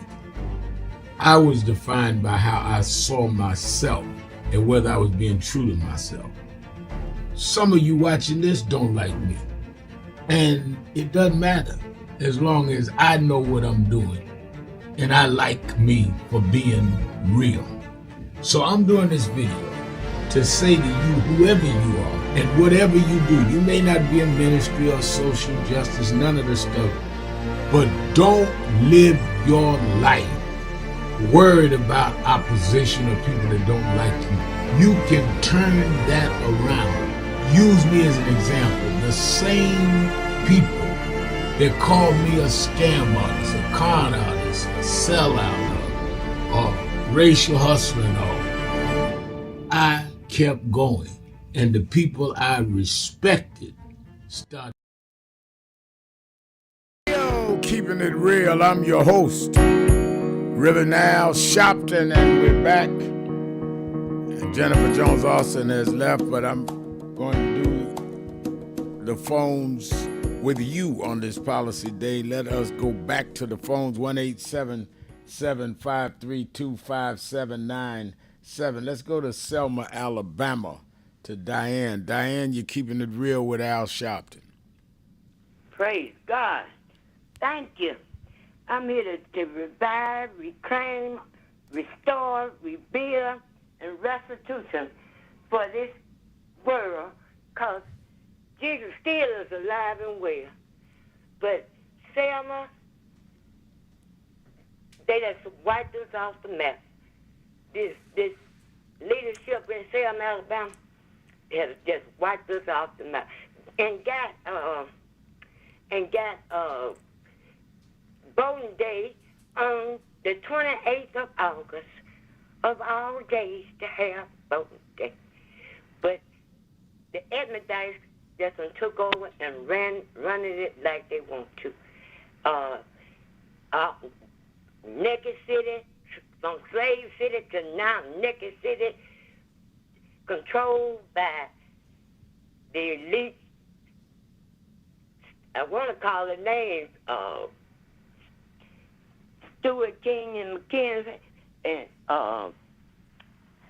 and Cornerstone, Section 8, all rigged up, being run by the Epstein. It's a mess, y'all. And I've experienced this for the last nearly 50 years. Come December the 1st, it'll be 50 years. I've been dealing with Selma and this politics. And I'll be 75 in November, the same day as Biden. So just, I'm calling on the Lord for healing, deliverance, and being set free. Because we got to tear Satan's kingdom down, because that's all Trump is about, building his kingdom. But that's part of Satan. Thank you very much. Well, thank you for your call. Very interesting. Let me go to Brother Zeke in Atlanta, Georgia. Brother Zeke. Is Brother Zeke there? Good afternoon. Good afternoon. How you doing? Yes, I don't want to change the subject, but last week when I was getting ready to listen to some gospel music Sunday, an interesting video came up on YouTube where I was trying to listen to Inez Andrews' Lord Don't Move My Mountain. And it was about the youngest person executed in the United States. Are you familiar with a young man named George Stinney, a 14-year-old who was executed in the electric chair, a young black boy, 14 years old, in 1944, was executed I've read in the about electric chair. I've read about that. That's I believe, yeah, you're right. You said 44 in the 40s. Yes, I've read about that. Right. Isn't that something? No, But yet still they're it's gonna let this man- inhumane. It is in. First of all, he's not even an adult. He's not fully developed, and you're going to execute him in the electric chair.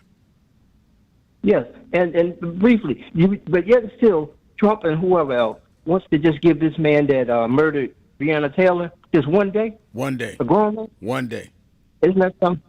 Peace One and day. blessings. I didn't want to hold you too No, long. hey, Peace and blessings. I'm glad you called. Thank you for your call. Let's go to James in Detroit, Michigan. James. You doing now? Reverend Sharpton. I'm doing well. Good, good. I just wanted to call to speak about the Social Security. The average person pays over $2,000 into it a year. I have a sister that she passed when she was 57, and she had worked for the school board as a teacher for 20 years, and she didn't get a dime. And my She mother didn't get a worked for the dime. bank. How was that? No, she passed before she retired. Okay. Oh, She Lord. got sick and passed, and she never filed for Social Security. Mm. And my mother also the same thing. She passed when she was 61. She had worked for the bank downtown in Detroit. Well, it's called Chase Bank now. It was NBD, National Bank of Detroit. But she worked there 25 years, and she passed. She had colon cancer, and she passed, and she never got a dime from Social Security, and paid all those years. I'm just saying, a lot of people pay into it for years, and if they pass before they file, before they get of age, they never get any of it. Nothing. That's right. That's wow. Mhm. And you know we need to ask where does that money go? Right, exactly. All right. Thank you for your call. Yeah. Very, very, very good. Raj in Cleveland. Let's go to Raj. Yeah. Hey, Rev. Thanks for taking my call. I just heard Todd on there now. He I don't know. He said that average household, home price in Cleveland is $400,000. Yeah, I think that's what he said. Not on average, not in the city of Cleveland. Now, maybe in some suburb that's upscale, highly upscale, like Pepper Pike, or that's about the first one to come to my mind. But that's on a higher scale. What do you think the average is? What do you think? In the city of Cleveland, city limits like 150,000. That's average. That's on average. Yeah. So, and it definitely couldn't be the median household income because for the state of Ohio it's about 38,000. I don't even think it's that high for the average median household income. So I know I didn't hear him on that one. So he had to be talking about home prices, and that's about 150,000. And then one thing, Todd, he always references the Trump administration, their outlook and their objectives on this toward the solutions of fixing the economy and stuff. And he speaks on it as if they're actually trying to arrive at any positive outcomes in the name of good faith, and it's the exact opposite. So he'll come up with a lot of statistics, and that's good in terms of showing proof or holding the administration accountable in that sense. But they're doing anything but trying to come to arrive at solutions that's in the name of good faith for the public, for the name of the people in America. They're trying to find ways to undo everything because, first of all, in 2016, one of his first moves and his first piece of legislation was to give the corporations a tax cut, which was $1.5 trillion, and that fallout led to the largest deficit in history, which was cost $8 trillion. It cost the American economy $8 trillion, was the largest in U.S. history. And then on top of that, now he's given them another tax cut, which is on top of the largest. Is even now is the largest. Yeah, no, and see, I think that people, that's why I keep bringing it up every day, Raj. People don't understand that he's giving these tax cuts, largest in American history, and he's paying some of it off because it increases the national debt in 10 years by, I think it's $2 trillion. But he's paying some of it off by cutting Medicaid and cutting SNAP. I think people don't understand the correlation. They are literally taking money from people that need food assistance, literally, and saying we can fill some of the money that we will not get from tax revenues from the wealthy because we're cutting their percentage. The same with Medicaid, which closes hospitals in many areas, including rural areas. They are literally trading one for the other. Literally, unapologetic.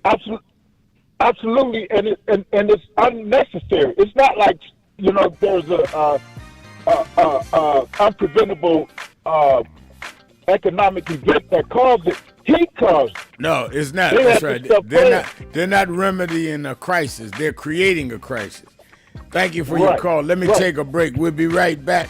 Sharpton, keeping it real. Be right back. Keeping it real. Today, the 17th of July, we remember Eric Garner, a black man whose final words, "I can't breathe," became the rallying cry for a generation. From day one, the National Action Network stood with his family from Staten Island to the courtroom, and we're still standing with his mother, Gwen Carr, his children, and the memory of his late wife, Esau, daughter Erica, and son Emery. We've seen progress. Pantaleo was fired, the Anti-Chokehold Act passed, body cams became standard, but those victories didn't bring Eric back.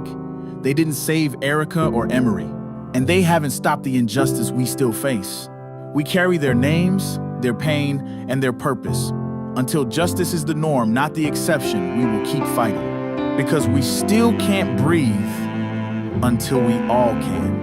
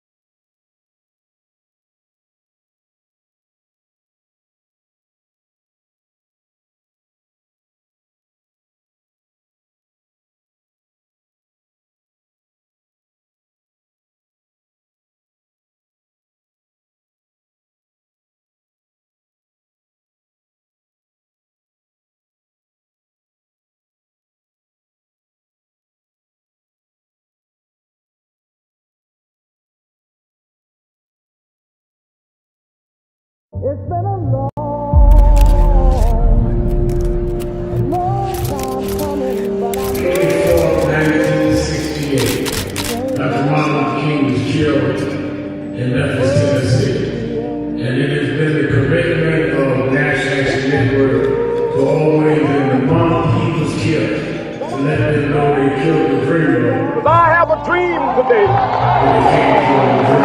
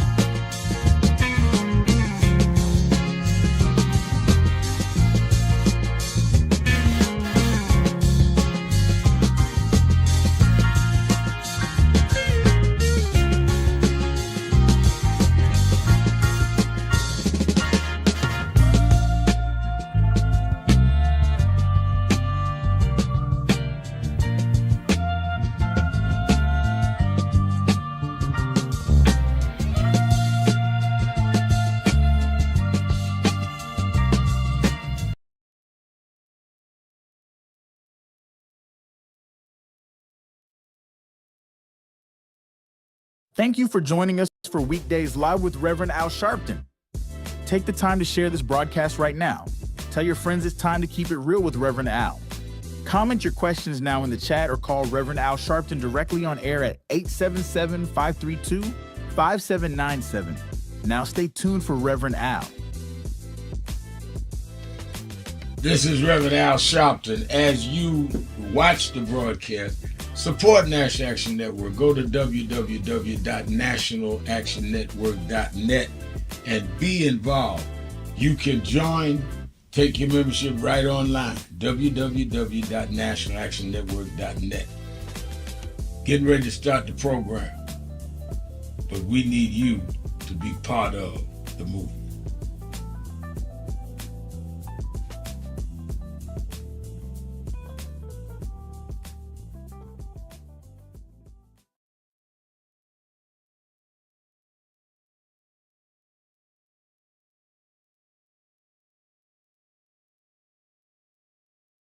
Thank you for joining us for Weekdays Live with Reverend Al Sharpton. Take the time to share this broadcast right now. Tell your friends it's time to keep it real with Reverend Al. Comment your questions now in the chat or call Reverend Al Sharpton directly on air at 877-532-5797. Now stay tuned for Reverend Al. This is Reverend Al Sharpton. As you watch the broadcast, support National Action Network. Go to www.nationalactionnetwork.net and be involved. You can join, take your membership right online, www.nationalactionnetwork.net. Getting ready to start the program, but we need you to be part of the movement.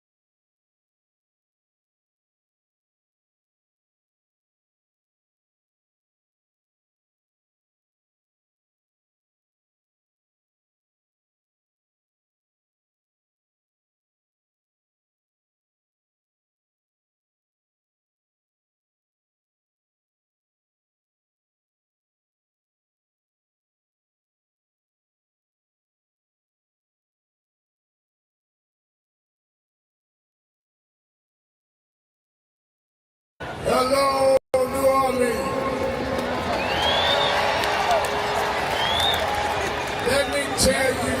say, they did not think we could come and be here tonight.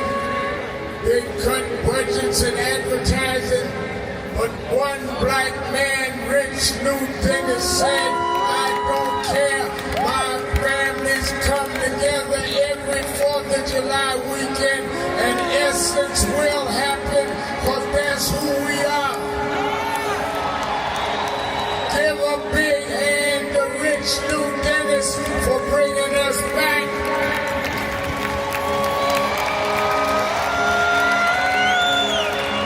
Why do we come? Because the essence of who we are is essential to what made this nation. We built this nation. We made this nation. We created the essential dollars that this nation. Reverend Al Sharpton, let's go. Let's go to Dolly in Milwaukee, Wisconsin. I'm sorry. Dolly, you're keeping it real with Al Sharpton. Thank you, Reverend Al, for taking my call. Excuse me. The baby boomers generated a Social Security surplus in the Social Security Fund, totaling $158 billion. According to the Sun Times, September 8, 2001, Congress borrowed billions off that fund. But nobody is talking about what Congress paid those $1 billion back. Right. Now that the retiring baby boomers are drawing down their benefits they paid into the fund, the benefits are not there. That's why we have a minus instead of surplus. Had they not borrowed it, it would have been there. Had they paid it back, we wouldn't be in this position now. So why aren't we talking about making sure that Congress puts the money back instead of talking about people's increasing the age and cutting the Social Security? I'm having problems right now with my Social Security. Several months this year, my Social Security was not deposited in my bank. So something is going on. I don't know whether other people are having this problem or is it just me. But it even haven't started yet. Well, no, I don't think it's just you, and I think you make a very potent point about borrowing and never announcing a repayment. I'm reading where Tricia is talking to Frederick McLeod on our message board that if they can't take Social Security away, they keep raising the retirement age. It's the new trick now, which is a reduction in benefits. Some people have no choice but to take the retirement at age 62 because the benefits go down. And they're raising and raising and raising the age. That's why we need sensitive people in office. You're absolutely right. Let me go to Christian in Manhattan. Christian, you're keeping it real with Al Sharpton. Hello? I do not hear Christian. Hello? Hello? Hello, Reverend Al. Thanks for taking my call. This is Christine in Manhattan. Christine, okay, thank you. Yeah, Christine. And we're talking about Social Security. I always go to my life.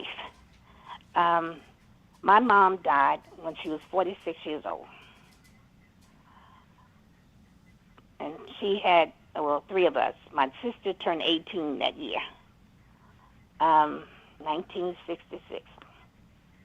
My brother was a year older than me. I was 13, he was 14. We got $400 a month from her Social Security. I think that's where the money goes. If you have children, it goes to them. I don't know, but I still stand with my life. When I turned 62, I didn't have a job, and so my husband, the mathematician that he was, he told me to take Social Security, and I did. And when he passed away in 2017, I got $500 more from his Social Security. So they have it all hooked up somehow. But they, and one of the things, listen, Social Security number is your life.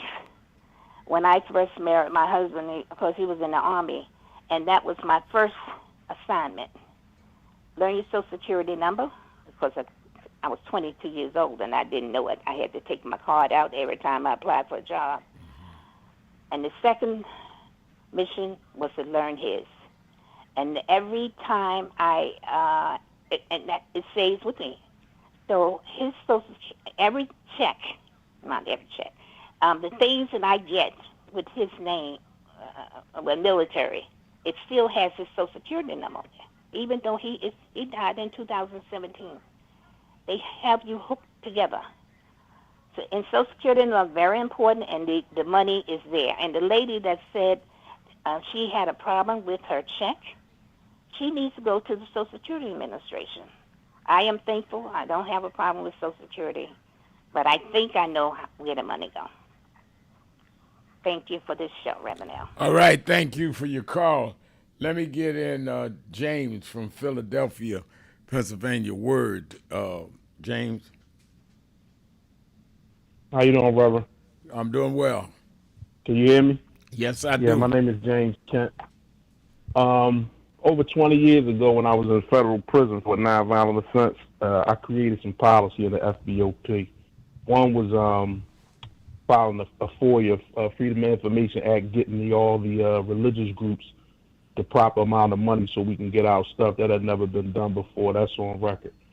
Then the only way when I got there in 2001 to get money from your loved ones was through money orders. That process was too slow. You might not know personally, but that's the only way you can feed yourself, take care of yourself in federal prison.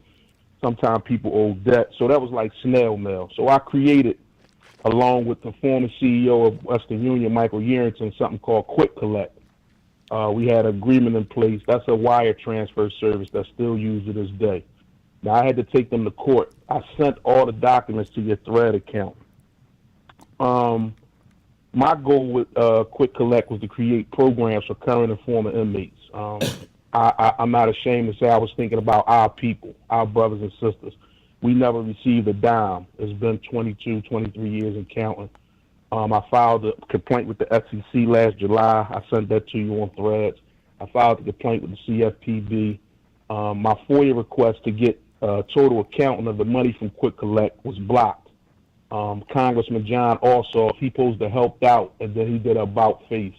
I sent you all that stuff. I don't know who you sent all of this to me Department. on Thread? You sent all this to me on Thread? Yeah, Okay. I sent it today. John Ossoff supposed to help out, but I think some investors like Vanguard and a couple other big investors in Western Union that got wind of what's going on with them. I filed the SEC complaint last July. They stock is in the toilet right now. And the average brother and sister, you might not know what I'm talking about, but that money belongs to the brothers and sisters. I did file lawsuits. I sent that to you also. James Kent versus Western Union 2007. And I'm just fighting. But AG Pam Bondi, the people don't know, the Justice Department controls the Federal Bureau of Prisons.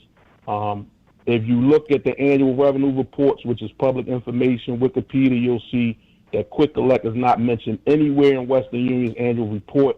An audit was just done of the DOJ and the FBOP by a big firm called KPMG. It was deliberately left out. AG Pam Bondi needs to ask by somebody high profile like yourself, where has the surplus millions from Quick Collect been going the last 20 years? Because the people that need it the most, the people coming out of prison, we haven't received a dime of it. I'm fighting a good fight. I've been doing it on my own. Like I said, I filed all the proper paperwork. But AG Pam Bondi needs to be asked specifically and publicly where of all those surplus millions from Quick Collect been going. My account from just filing Freedom of Information Acts on prior subjects about money, I think is over $1 billion and counting. I'm pretty sure. Because if you look at, big number, right? But if I base that number off this, the partnership started was just supposed to be myself, Western Union, and the Federal Bureau of Prisons. By proxy, the the DOJ, because they control the FBOP. But then they brought MoneyGram in. They CEO blocked me once I started talking to him about it. I sent that to you too. But the FOIA to get the total account is 2024-01248. That's my Freedom of Information Act to get the total revenue for Quick Collect, which was a year and a half ago. They never sent it. John Ossoff, like I said, Congressman John Ossoff was supposed to help. He must have talked to somebody he did about face. But I'm not going to stop until we get the money. I will definitely pull it and look at what you sent and make sure you send your contact. You sent the contacts where we can reach you. Is that contact in there for you. All right, great. Thank you for your call and for your work. Don't give up.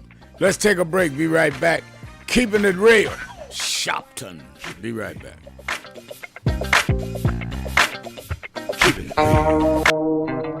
God has smiled on me. He has set me free. God has smiled on me. He's been good to me. Let me tell you, God has smiled on me. He has set me free. God has smiled on me. He's so good to me. Let me tell you, God has smiled on me.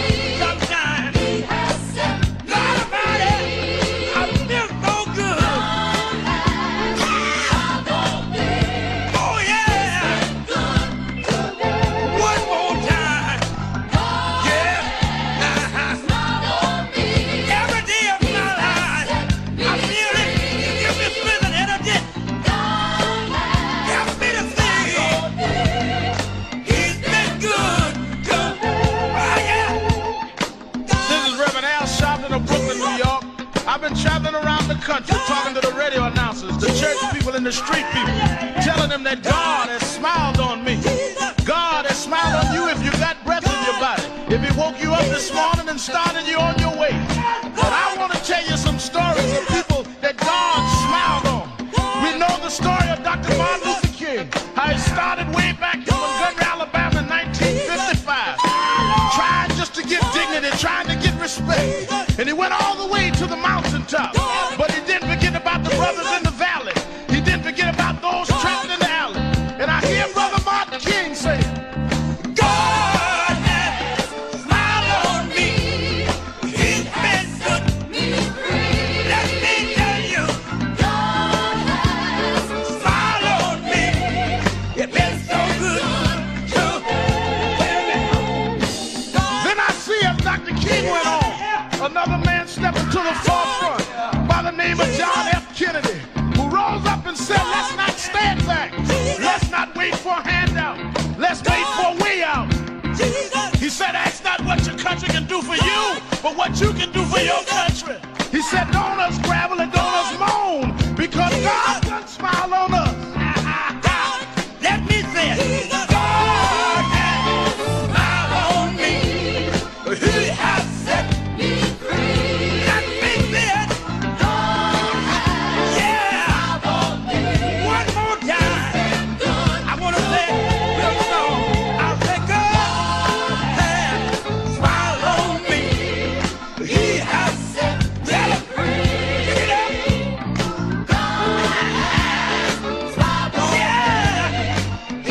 Pick it up. Then I went on by backstage at the Apollo Theater and I saw a man come out. They call him the King of Soul, James Brown. And James Brown said, Reverend, don't you worry. I started out as a shoe shine boy.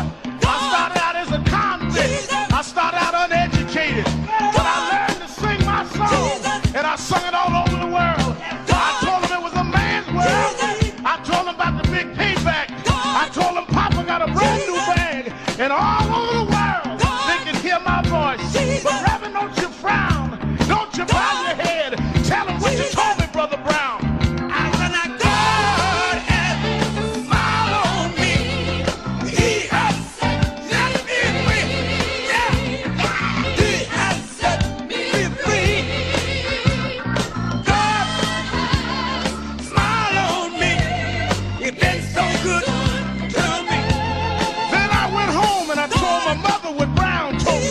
she said, son, even though we don't have much, we don't need relief. All we need is belief. And she said, he didn't tell you no lie, because the Lord will take care of you. God sits high, but he looks down low. And every time you get discouraged, every time you're burning down, all you have to do is think of the things that God made a way for you and look toward the heavens. Lift your eyes to the hills and say, God, God, God, come smile on me. Now then, the God has smiled on me. He has set me free. God has smiled on me. That has been so good to me. Yes, he has. I say, God smiled on me. He has set me free. And I know all over the country, smile on we need jobs. We need a way to make it. We need help. We need jobs. We need a way to make some money to feed our families and raise our bread. We need a way to survive, so we don't need crime as a survival kit. We just need a little bit. But don't give the hope up. Don't lose the faith, because God will smile on you. God will give you the strength. God will make a way for you. Adam Great Power said, keep the faith. Keep the faith, baby. I hear Robert Kennedy saying that it's not the dream of, but it's the dream that'll live on forever. Just know that God will smile on you. Dr. King had a dream. Dr. King said, I went to the mountaintop, but I didn't stop there. I looked over and saw the promised land. I hear Brother Malcolm saying, don't sit on the stoop. Stand up and be a man. Respect yourself. Be somebody. Then I hear the brothers in the Hispanic community say, I'm going to stand up and be a man. I'm going to do the best I can. I had a reaper say, I don't care what time you come home, but just give me some respect when you get there. Lord, now God has smiled on me. He has set me free. God smiled on me. You've been so good to me. Sit down. And as we move on in history, let us remember that if we look to God, God has the answer to all of our problems. God is still the same God he was years ago, and we can still make it. We can still hold on like Frederick Douglass did. We can still keep him on like Martin Luther King did. We can still ride on the way everyone that made it did. They didn't have much, but they had a whole lot of faith. They didn't have money, but they had a lot of determination. We know that God will look out for his children, that God will make a way out of no way if you just keep the faith and refuse to lose. And God will make a way, because God's children don't have color. God's children just have will. And I can still hear somewhere in my mind James Brown say, God has smiled on me. You're live, sir. Keeping it real. Keeping it real. Keeping it real. I'm your host, Reverend Al Sharpton, and we're back. Let us not forget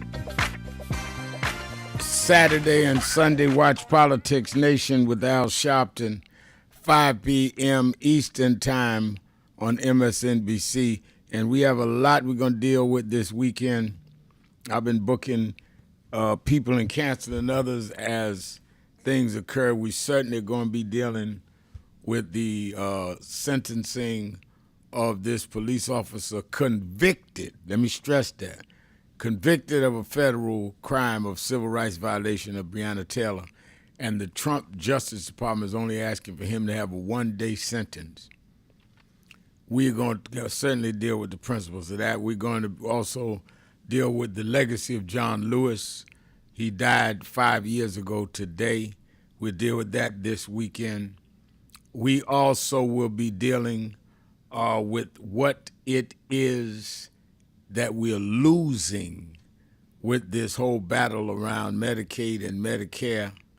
Medicare is right behind it, and with SNAP, showing actually what's going on the ground. People don't realize hospitals are literally going to close.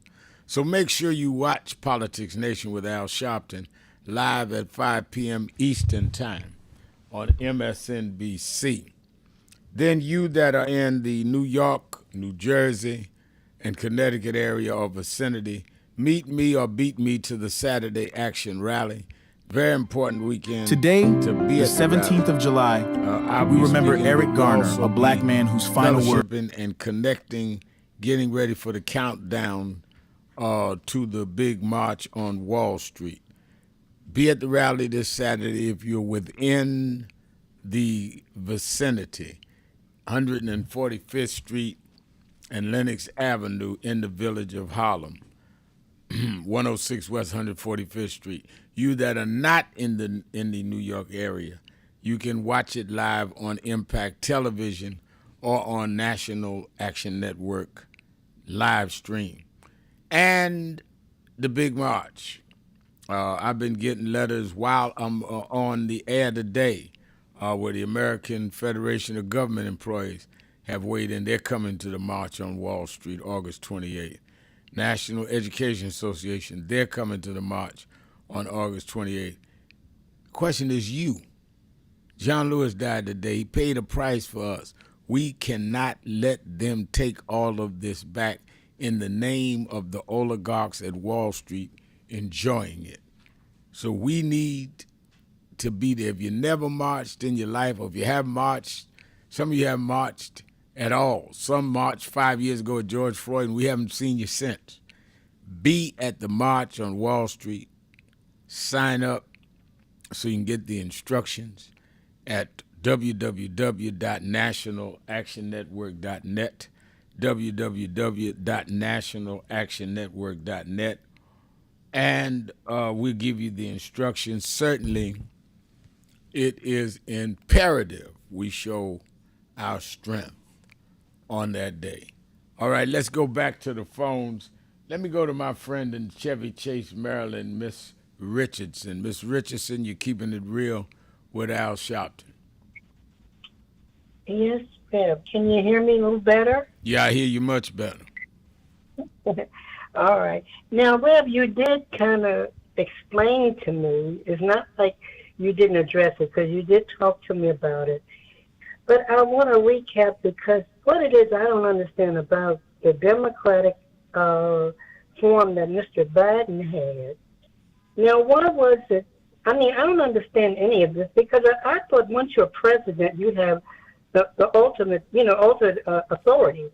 But now it seems to be that way with Trump, where he has, it seems like ultimate authority, and it's not even been 200 days, Red.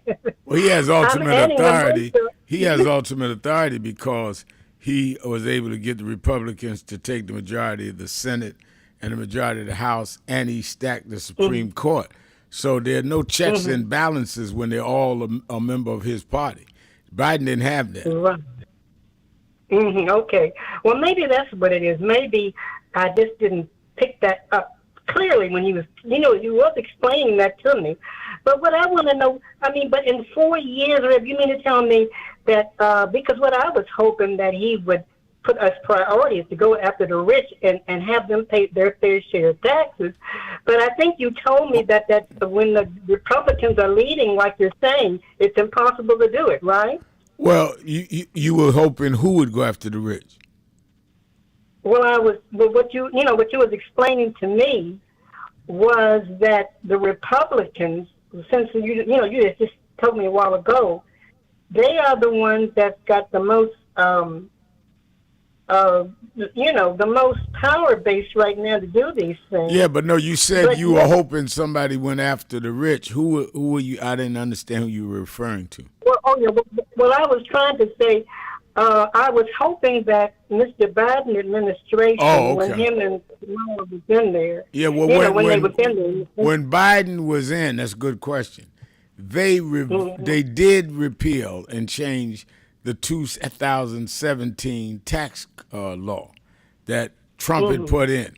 Trump had put in a tax law that gave a huge tax break to the rich and very little to the middle class, none to the poor. They changed that law and brought it back to where it was. Trump has now changed it back with this big, beautiful bill he calls a big ugly bill. part of the basis of the bill is to return to the 2017 tax law, which is what Trump put through. The president in 2017 was Donald Trump. That's who they put. That's what they put through. If you remember, there was an election in 2016. Trump was inaugurated in January of 2017, and they went to work and changed the tax law to give a tax break to the wealthy. That's where we start talking about the 1% and the 99% other. Biden and them changed that law. They did get that through, which is why Trump had to come back now saying we're going back to the 2017 law. If Biden and Harris administration hadn't changed it, he wouldn't be having to return to something. Oh, I see. Yeah, because it just seems like Trump seems to be on top, and he seems to be moving in a way, even though he doesn't look that smart to me, because he looks confused when he's around Netanyahu. He looks like a puppet, because these men look like to me they have more experience of who their, predecessors or their, what's the other word? Not predecessor, but their contemporaries who they're trying to line up with, like Netanyahu is trying to illustrate that, to Trump. But Trump comes back, it looks like to me, when he's looking at Netanyahu and that man, Putin, it seems like he melts, like he's fearing. I can detect fear in Trump, and I don't think he really has the backbone really to fight Putin nor Netanyahu, because those two men are experienced, and of course I see them as terrorists. But I mean, they're able to go around Trump, and it's scaring me because, see, Trump pulled that button, we get in a war, then what? Because Trump doesn't have the experience, I don't think, to know what he's really doing. And if he starts World War III, it's dangerous. I think your observations are correct. One, I think that Trump is good at playing to crowds, and he has a certain charisma, and he can rally his crowd. But, I've known Donald Trump. Donald Trump is not exceptionally bright. There's a difference between being smart and being slick. He's slick. Yeah. He's like a snake oil salesman. But when he gets around people, as much as I disagree with Putin, as much as I disagree with Netanyahu, they are more prepared in what they're doing than he is. So they wrap around his finger because he really is not that bright. And if you just watch one of his interviews, he talks in sound bites, and when they get off into he gets defensive and starts attacking people. And a lot of his crowd thinks it's cute and it's macho to call people names. It's really because he really doesn't know how to argue the policy. So he calls you a name so he doesn't have to discuss the issue, because he really doesn't dig deep down in the issue. All of the people that have worked for him have said he doesn't read the intelligence reports. He likes to just sit up and watch television. He gets his news off the TV. You're the president of the United States, Ms. Richardson. You ought to be saying to the TV you got it wrong, not getting your news off the TV. So I think we've elected an entertainer as president who has got a bad show and really hurting our community. Thank you for your call. Got to go. I'm out of time. Let me thank all of you that called in, listened in, you that called in and couldn't get through but hung in there anyhow. Remember, whatever you do, wherever you go, however you feel, tell somebody, tell anybody, tell everybody. Reverend Al told you personally, keep it real. Keep it real. Keep it real. I'll talk to you tomorrow.